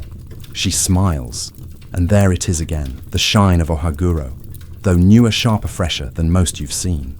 She nods toward the empty space on the bench. You're curious, she says. It's not a question. You sit. She sets the brush aside, caps the small pot of mixture, and wraps it carefully in cloth. I do it for the photographs, she explains. For the stories. For myself, mostly. You ask if she's an actress or a reenactor. She smiles again. Neither. I'm a documentarian. Now you're surprised. She pulls from her sleeve a small case, not wood or lacquer, but metal and leather. Inside is a camera compact with a lens like a curious eye. I photograph remnants, she says. Old habits, customs fading like paper in the sun. She opens a folded booklet, revealing portraits printed on thick paper edges worn. Faces. Dozens of them. Some young, some lined with age, all with blackened teeth. These are people who still practice Ohaguro, she says. Not many, but enough. Each with their own reason. She turns the pages slowly with the reverence of someone leafing through ancestral names. A train conductor in Kyoto, a tea master in Gifu, a dancer in Sapporo who wears it only during full moons. Each one a thread in a tapestry we've almost forgotten. You study the faces. None of them look ashamed. Some are amused, some serene, but all deliberate. She taps one gently, a woman holding a comb. Her smile soft and unreadable. That's my grandmother, she says. She taught me that black teeth aren't about hiding. They're about revealing, but on your own terms. She tells you about her first attempt. I gagged. She laughs. The iron, the vinegar, but I kept at it, not for beauty, for connection. Every time I brush it on, I remember I'm part of something older than my worries. You nod. She begins packing up brushing dust from her knees. I wear it in public, she adds, and people stare. Some are curious, some are cruel, but I think that's good. A smile should say something. You help her gather her scrolls and camera. Do you think it will return, you ask? She tilts her head. Maybe not as fashion, but perhaps as feeling. As a kind of resistance. Resistance. Yes, she says, to sameness, to speed, to that hunger for brightness that leaves no room for shadow. She steps back, adjusts her obi, and offers to take your portrait. You stand awkwardly, at first unsure where to put your hands. Don't pose, she says. Just choose what to show. You breathe. She snaps the photo. The shutter clicks quiet, like a page turning. Later she bows and disappears down a side path, feet whispering against the stones. You sit alone now, listening to bees holding a single print. It's still damp, and in it you are not smiling broadly, just enough. Just enough for your mouth to seem still composed, almost unreadable. And for a moment you understand the power in that. Not just in what is shown, but in what is held back. Not mystery as performance, but as peace. You walk again this time, with your hands in your sleeves, the edges of the photo still warm from the press of the sun. The village has thinned once more, houses replaced by stretches of quiet earth and narrow irrigation streams. A heron lifts from a paddy in slow considered arcs, its wings as wide as an idea yet to be spoken. You follow the path toward a farmhouse where smoke rises in a soft, steady thread. The scent is comforting charcoal and miso, something pickled and something fresh. You are drawn in by hunger, but stay because of sound. Laughter. Not the bright, bustling kind of the market, but laughter like moss, close to the ground, slow a little damp. You reach the porch, where a man and a woman sit on cushions, hunched over a low brazier. Between them, bowls of rice radish tea, and a pot of the unmistakable lacquer black mixture. They notice you. Hungry, the woman asks. Her teeth gleam black, and her eyes crinkle like old paper. The man chuckles. His teeth too are stained, though less carefully, like a wall repainted many times, each layer still visible. You nod and sit. There is no ceremony, only comfort. They pass you a bowl, a cup, a seat. We used to blacken our teeth before every festival, the man says. She still does. I do it when she reminds me. Every month, the woman says with mock sternness, before the full moon. You ask why. The woman shrugs. To remember, to mark time, to keep our mouths quiet. The man laughs, nearly choking on tea. Yuki hasn't had a quiet mouth in years. You laugh with them. But then the mood settles into something deeper, like tea cooling in a cup. The woman places her brush down and says, I do it for him too. You glance at the man. He remembers me better when I do, she explains. His memory, it skips days now. Names. Places. But when I blacken my teeth, he looks at me like he did when we met. The man nods softly. I remember her festival smile, the way it glowed without shining. You sit with that. There's something powerful in that image, a ritual not as traditional fashion, but as anchor. A memory preserved not in photographs or journals, but in gesture, in repetition, in the way a smile meets a familiar eye. The woman hands you the brush. Try, she says. You hesitate, but not for long.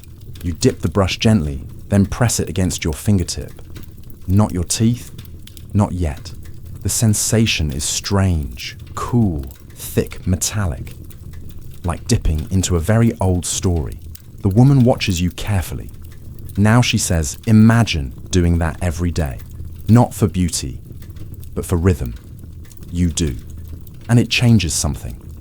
Not on the outside, but somewhere quieter behind the breath. The man reaches over and takes his wife's hand. She was the prettiest girl in the village, he says, but I loved her best when she smiled like a ghost. She blushes, not modestly, but with pride. You sit with them until the shadows stretch long across the fields. They tell you about the festivals they use to dance in the neighbours who've gone to the cities, the children who never learned the taste of the iron mix. But maybe that's all right, the woman muses. We pass down what matters most and let the rest sleep. She looks at you. You'll remember this, won't you? You promise. And as you rise, bow, and continue on your way, you carry with you not just the memory of the taste or the laughter or the rice, but the feeling of being recognized by someone simply because you chose to wear a part of history on your mouth. A smile that speaks in shadows. A glance that remembers. The sky turns honey gold, now light, stretching across the land like a silk ribbon unfurled. You walk with slower steps, as if the rhythm of the day is softening, gently nudging you inward. At the edge of a cluster of trees, you find a graveyard. Not eerie serene. A place that breathes with time. The gravestones are worn but cared for moss growing like soft punctuation. Some are small, others tall and unbending. You walk between them, your footsteps hushed by fallen leaves and decades. A woman kneels by one of the stones. Her hair is silver-tied neatly at her nape with a faded strip of indigo cloth. In her hands she holds a cup of tea steaming gently. You approach slowly, offering a bow. She returns it with a knowing nod, not surprised by your presence, as if she'd been waiting. "This is my mother's place," she says softly. She used to smile with her whole face. She looks down at the stone, then back at you. She wore ohaguro until the day she passed. Even in the hospital, said it made her feel complete. You sit on a nearby stone bench, watching as she places the cup on the grave. She made her own mixture, the woman continues, every Sunday. Iron filing sake tea leaves, said store-bought was too clean, too sterile. You ask if she taught her how. Oh, she tried, the woman chuckles. But I didn't take to it. Not for lack of love, just didn't feel right on me. She traces a finger along the carved name. I always admired her, though, the way she never let the world tell her how to smile. A breeze stirs the grass. Somewhere nearby, a bell rings once distant hollow. I bring her tea, the woman says, because she loved it strong, and because it reminds me of the time we'd sit in silence. Brewing, rinsing, brushing. Not talking much. Just being. You close your eyes and can almost see it. Two women bent over a basin, the scent of vinegar and tea between them. A ritual not of words, but of water repetition presence. The woman sighs. She said blackened teeth made her invisible to the wrong people and unforgettable to the right ones. You smile. It's a kind of wisdom that feels like it belongs in a riddle or a haiku. You help her tidy the grave, writing a small incense holder, brushing away dried petals. She watches you quietly. Do you think she'd be happy to be remembered this way, you ask? The woman smiles, not wide, but steady. She'd be annoyed I didn't touch up her mixture, she says. But yes, I think so. She stands, brushing dust from her knees, and bows again to the stone. As she prepares to leave, she turns to you. If you ever find someone who smiles like that, she says, don't forget to listen. You nod. She disappears into the trees, her footsteps light. You remain for a while. The graveyard does not feel lonely. It feels tuned, as if the earth has settled into a quiet harmony with all who lie beneath it. You walk between the rows, noticing some stones marked with tiny lacquer pots, weathered, some cracked. Silent offerings, or perhaps gentle reminders. You come upon one grave that bears no name, only a single etched image, a smile. Deliberate, blackened, half hidden by a fan. You sit beside it. What kind of person was this, a bride, a dancer, A mother with stern eyebrows and a secret laugh. No way to know, but somehow you feel as though she knows you. The sun dips further now, touching only the tops of the tallest trees. The birds quieten. The breeze grows still. And in that stillness you realize something Ohaguro was never about vanity. It was about choice, about presence, about silence that said more than sound ever could. A smile like that doesn't just shine, it stays. And now somewhere behind your own lips, in the place where words pause before becoming sound, you feel something quieter, deeper, settling in. Not lacquer, but remembrance. The light now is soft as a sigh. Everything is gold-edged, the tops of the reeds, the tips of the temple roofs, even the pebbles beneath your feet. The world seems to hold its breath before night arrives. You find yourself walking along a narrow embankment, the kind used to separate rice paddies from the walking paths. Below the fields, shimmer with water, mirroring the sky clouds, drift both above and below you now. In the distance, a boy walks beside his grandmother. He carries a bamboo pole with two baskets swinging at either end, each filled with something round and glinting. You catch up to them with quiet steps.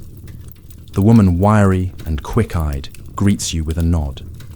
Her teeth are blackened not sharply, but in the fading way of someone who once committed to the ritual and then let it go, like someone who used to sing and now only hums. They pause to rest under a tree where the wind combs gently through its branches. You sit nearby. The boy is maybe 9 or 10, bright-eyed, full of questions. He watches you curiously, then turns to his grandmother. "Why did you used to paint your teeth, Ba-chan?" She laughs, not unkindly. "Because I liked how serious it made me look." "Did it hurt?" "Only if I rushed." She dips her hand into one of the baskets and pulls out a handful of pickled plums, offering you one. It's tart sharp and strangely comforting. The boy munches on one too, then adds, "My teacher said it's weird." The grandmother smiles gently. "It is. And beautiful." You watch as she leans back, stretching her legs. "When I was young," she says, "everyone around me wore ohaguro. It was like eyebrows, just something you shaped as you grew up." She glances at the boy. "But we didn't all do it the same way. Some women used charcoal. Others used ink. I had a friend who mixed hers with rose water, so the taste would linger sweetly." "Did you do it for love?" the boy asks, almost teasing. She raises an eyebrow. "I did it because I wanted to look like I belonged. And then I kept doing it because I realized it helped me think." "Think?" She nods. "The ritual slowed me down. You had to boil, stir, brush, rinse, not just once, but many times. It made you present. You find yourself remembering the same theme echoed by the others you've met. Presence. Deliberate self-making. The art of becoming one brushstroke at a time." The boy frowns. "But why black? Why not gold or blue or rainbow?" The grandmother chuckles again. "Because black is still. Black absorbs, it doesn't shout, it listens." She looks at you, then adds, "And sometimes listening is how we love." You sit quietly with that. The boy lies back on the grass, gazing at the clouds floating below in the mirrored paddy. "If I painted my teeth black, would the frogs be scared? They'd think you were a monk," she says with a smirk. "Or a fox in disguise." He giggles, rolling back and forth.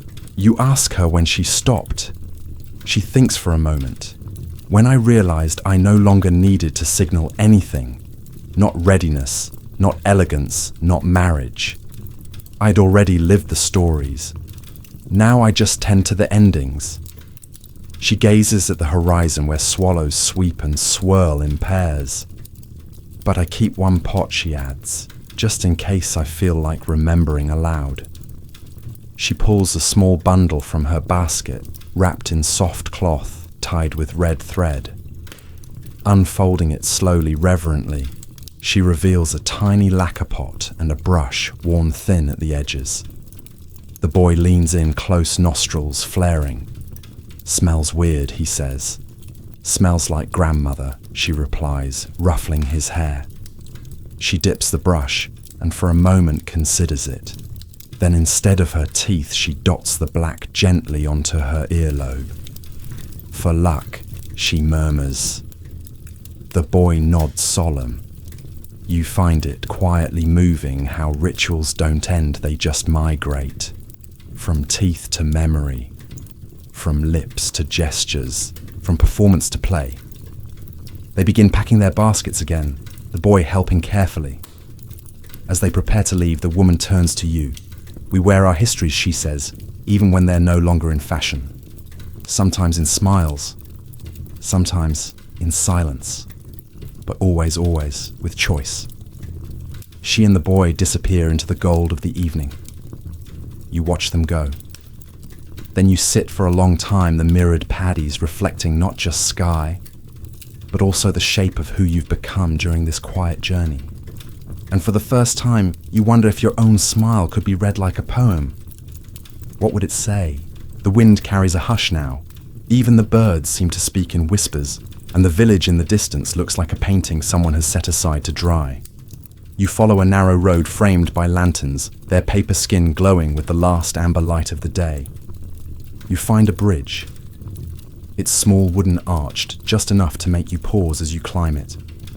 Beneath, the water flows quietly, polished by time. At its edge, a woman stands with a brush in her hand and a bowl at her feet. Not painting paper, not teeth, hair. She draws the black mixture through her long strands with deliberate strokes, each one careful and slow. The black is not ink, but the same mixture Kanamizu used for ohaguro, now transformed for ritual. You greet her, unsure whether to speak, but she turns, smiling faintly. You're late, she says, though not unkindly. You blink. She laughs softly. I only mean that this story has been waiting for you. You sit nearby on the bridge rail watching her. Her kimono is plain, her hands strong. There's a scar near her wrist, faded and round like an old coin. I come here, she says, on the equinox.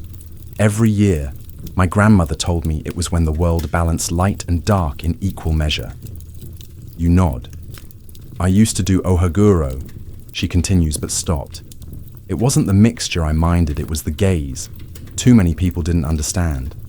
They stared, they asked, they joked. She dips the brush again, runs it through another lock. So I changed the ritual, still use the same mix, still perform the same care, but now it's for my hair. You watch as a long strand turns glossy under the strokes, dark, but not heavy. People think rituals must stay the same to matter, she says, but I think the opposite. When they change, they become yours. She hands you the brush. Try. You hesitate, then draw it gently through a section of your own hair. The texture is unfamiliar, slick, cool, metallic, but oddly comforting. You think about how we mark ourselves, not just on holidays or for weddings, but in quiet, unannounced ways. A special soap, a certain perfume, a morning stretch, a whispered phrase before sleep. I never married, she says. People thought ohaguro was wasted on me, but I didn't do it for them. She touches her hair gently. I did it because I like the feeling of control, the softness after the vinegar, the smell of iron. It made me feel chosen. You sit with that word. Not chosen by others, but by yourself. You ask her what she does now. I'm a reader, she replies, for those who've forgotten how to listen. I sit with the dying, with the grieving. I tell them what their faces say when they're too tired to look in mirrors. And does this help? She holds up a lock of her blackened hair. This reminds me that I've looked into darkness and made something beautiful. Night has fallen fully now. The lanterns flicker in the breeze. The bridge seems to breathe beneath you. The woman gathers her things, rinses her hands in the river. Before she leaves, she leans close. Rituals aren't about what they fix, she whispers. They're about what they witness. You nod, holding that thought close. Alone again, you stand on the bridge watching your reflection ripple in the water. Your hair catches the lantern light. A single strand glints darker than the rest. You smile. Not wide, just enough. A quiet punctuation. And suddenly you understand Ohaguro may fade from teeth, but it remains in the way we mark time, in the pauses we honor in the silence between words. Even if no one sees it, it's still there. Night deepens, like ink poured slowly across silk. You walk through the village, now not as a stranger, but as someone steeped like tea left to brew.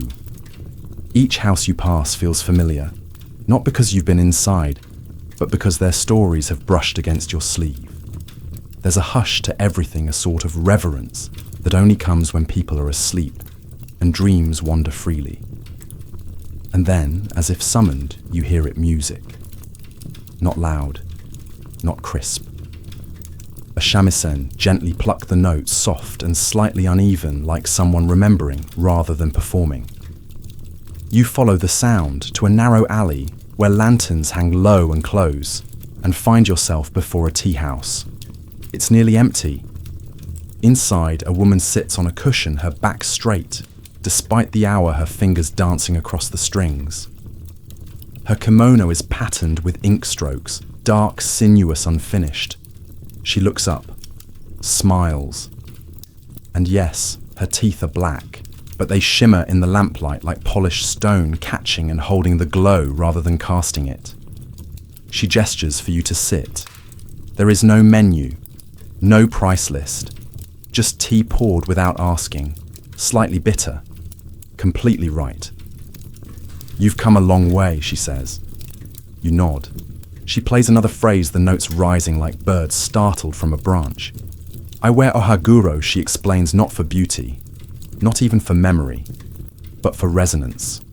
You tilt your head. She sets the shamisen aside and folds her hands. You know how a string vibrates differently depending on the room, the people, the silence around it. Our bodies are like that too. Rituals tune us.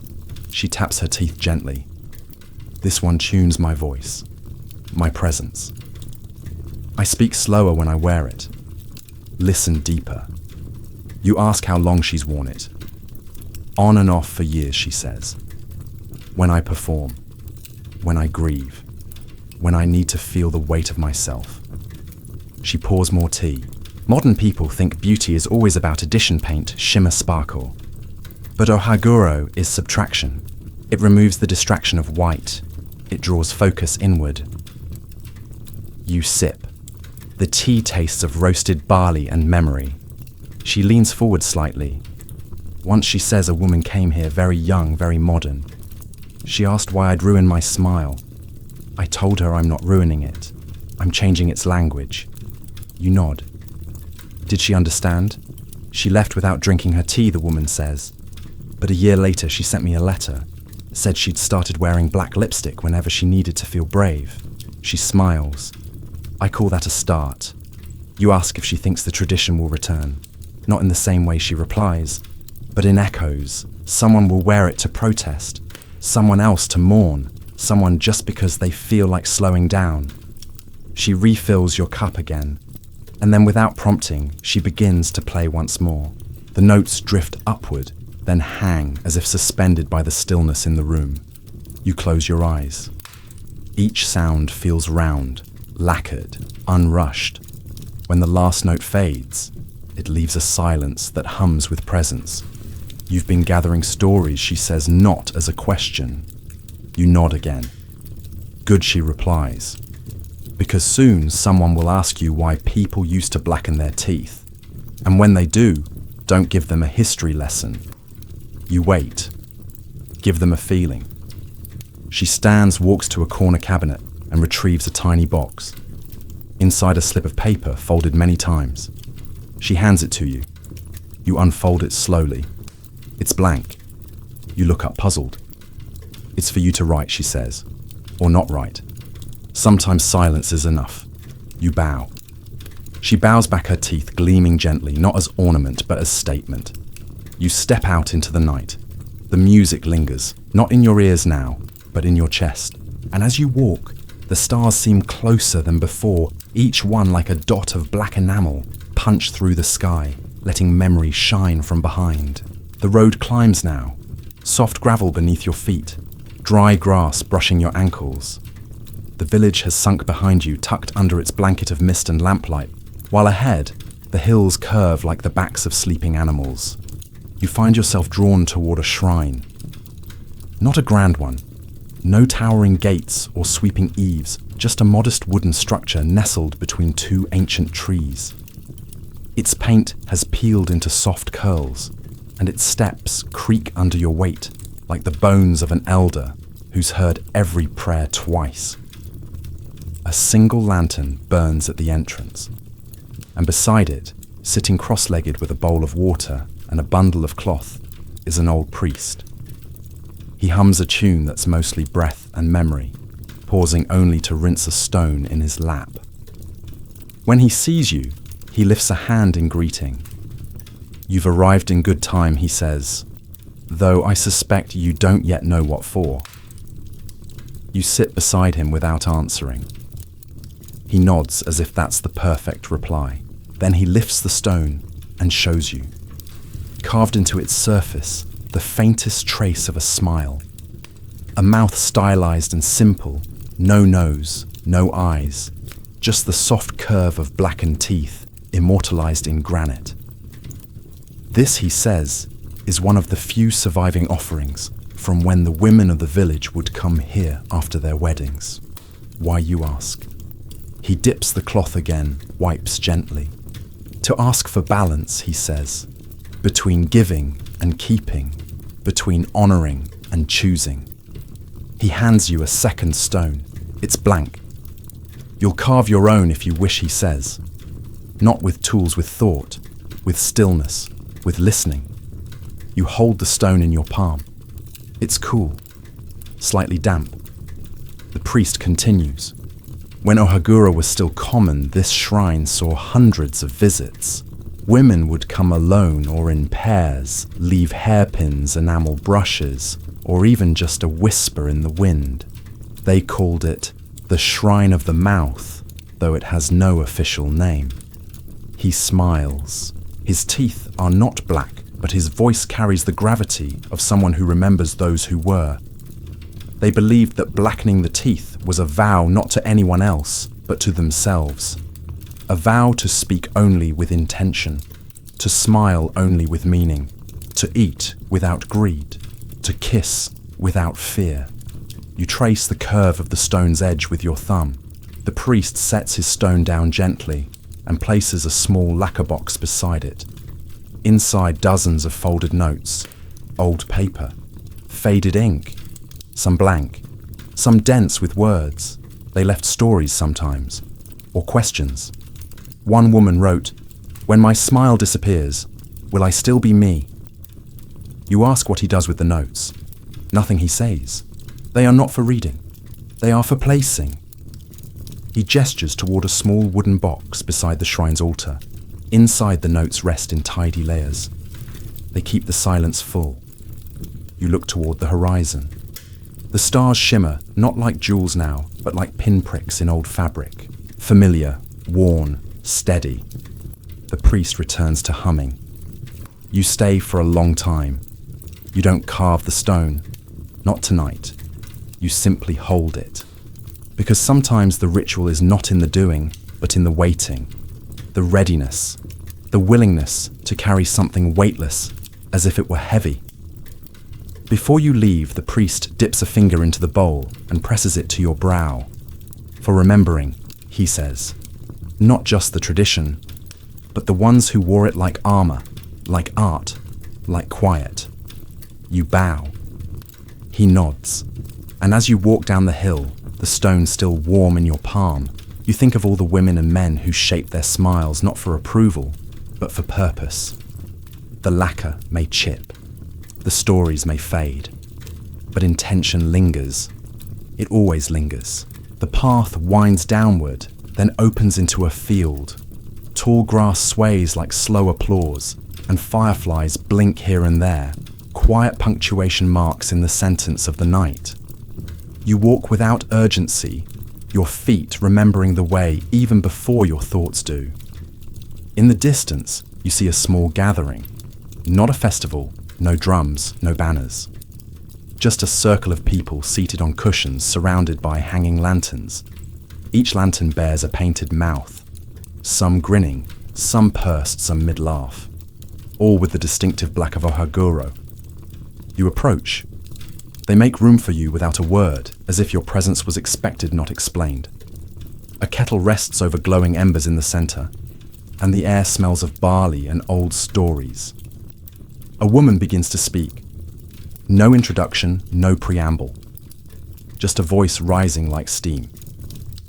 She tells a tale of a young bride who wore ohaguro not out of duty, but as rebellion because she didn't want her smile mistaken for agreement.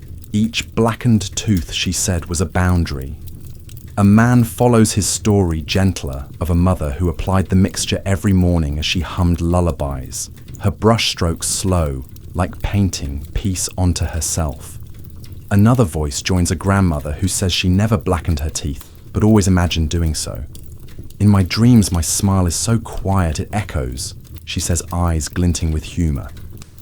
The fire crackles, and then someone begins brushing their teeth. Not with bristles or paste, but with ritual. From a small pot, they dip the iron mixture and draw it across their teeth with care. One then another. A slow cascade of black smiles blooming in the lantern light. No mirrors, no approval, just the act itself. A young man turns to you holding out a brush. You don't take it, not because you refuse, but because for now you're still listening, still learning the language. He nods, understanding. Across the circle, someone begins to hum. A tune without words. Others join voices layering like threads in a loom. You sit with your hands in your lap, the stone from the shrine resting against your thigh. And you realize this isn't a ceremony to preserve the past. It's one to carry it forward. Not in museums or textbooks, but in tone, in gesture, in the choice to make something ordinary like a smile into something deliberate. A woman across from you catches your gaze. Her teeth are black, her eyes are bright. She mouths a single word, present. You blink, not as in a gift, as in here, now. You place the stone gently beside the kettle. The humming fades into the sound of insects and night breezes. You don't know these people by name, but you know their silence, their presence, and it feels like belonging, not because you share the tradition, but because you honor it, and in that you are part of it. The night is whole now. The lanterns have dimmed, and the last notes of song hang in the air like breath before sleep. The gathering has dispersed quietly, as gently as mist rising from a field. You find yourself walking once more, not toward anywhere, but with the calm assurance that where you are is enough. The path beneath your feet is familiar now. Every pebble, every bend, every patch of moss feels known. Not memorized, remembered. Ahead, you see the outline of a small house. One you've never entered yet, somehow expected all along. Its door is open. A single candle burns low inside, throwing soft gold onto the floorboards and walls. You step in. The room holds no furniture, just a mat, a basin, and a small lacquer box. You kneel instinctively, the motion fluid, like you've done it all your life. Inside the box, a brush, a mirror, a folded piece of cloth, and the pot sealed still warm somehow, as if waiting. You lift the mirror. Your reflection greets you. Calm, curious, touched by the journey. You touch your lips. You do not open the pot. Instead, you breathe. The mirror shows a face not changed, but deepened. Not transformed, but tuned. You recognize the stillness in your own eyes, the one you saw in the tea woman, the grandmother, the documentarian, the actress, the priest. The silence isn't emptiness, it's composure. Outside, the insects sing their lullaby, and you think of all you've heard, not just the stories, but the echoes between them. The way Ohaguro wasn't just a cosmetic, but a choice, a pause, a shield, a vow. A performance, yes, but also a whisper. You open the cloth and find a note faded with time. Only one word. Listen. You smile. Not widely, just enough. Because you understand now the teeth, the iron, the vinegar, all were tools. But the art was always in the listening. You step outside. The stars wait above. The wind hums. You carry no pot, no brush. But your mouth feels lacquered in thought, steeped in patience. And when you smile now, it is with the quiet gravity of someone who has walked through a forgotten world and returned not louder, but more deeply present. Not to tell people what Ohaguro was, but to help them feel what it still is. Now, gentle traveller, you've reached the end. You've wandered through alleys of memory, sat by fires of tradition, brushed against silence like silk, and heard the whispers of smiles long since faded from photographs, but not from meaning. In this long, winding tale, perhaps you found more than history. Perhaps you found a part of yourself that needed slowing down, that needed to remember how to be present, how to sit with something old, something quiet, and listen not with ears, but with the heart. You've touched the rituals of others. You've learned that beauty is not always bright, that elegance can wear the colour of shadow, and that the deepest connections sometimes bloom in the softest expressions. Let the journey settle now. Let the echoes fade into a hum. Know that you've carried stories not as weight but as warmth. As you drift towards sleep, may your breath slow like a brush gliding across enamel. May your dreams be dark, rich full of still rivers and thoughtful smiles. And may you wake, not changed, but remembered.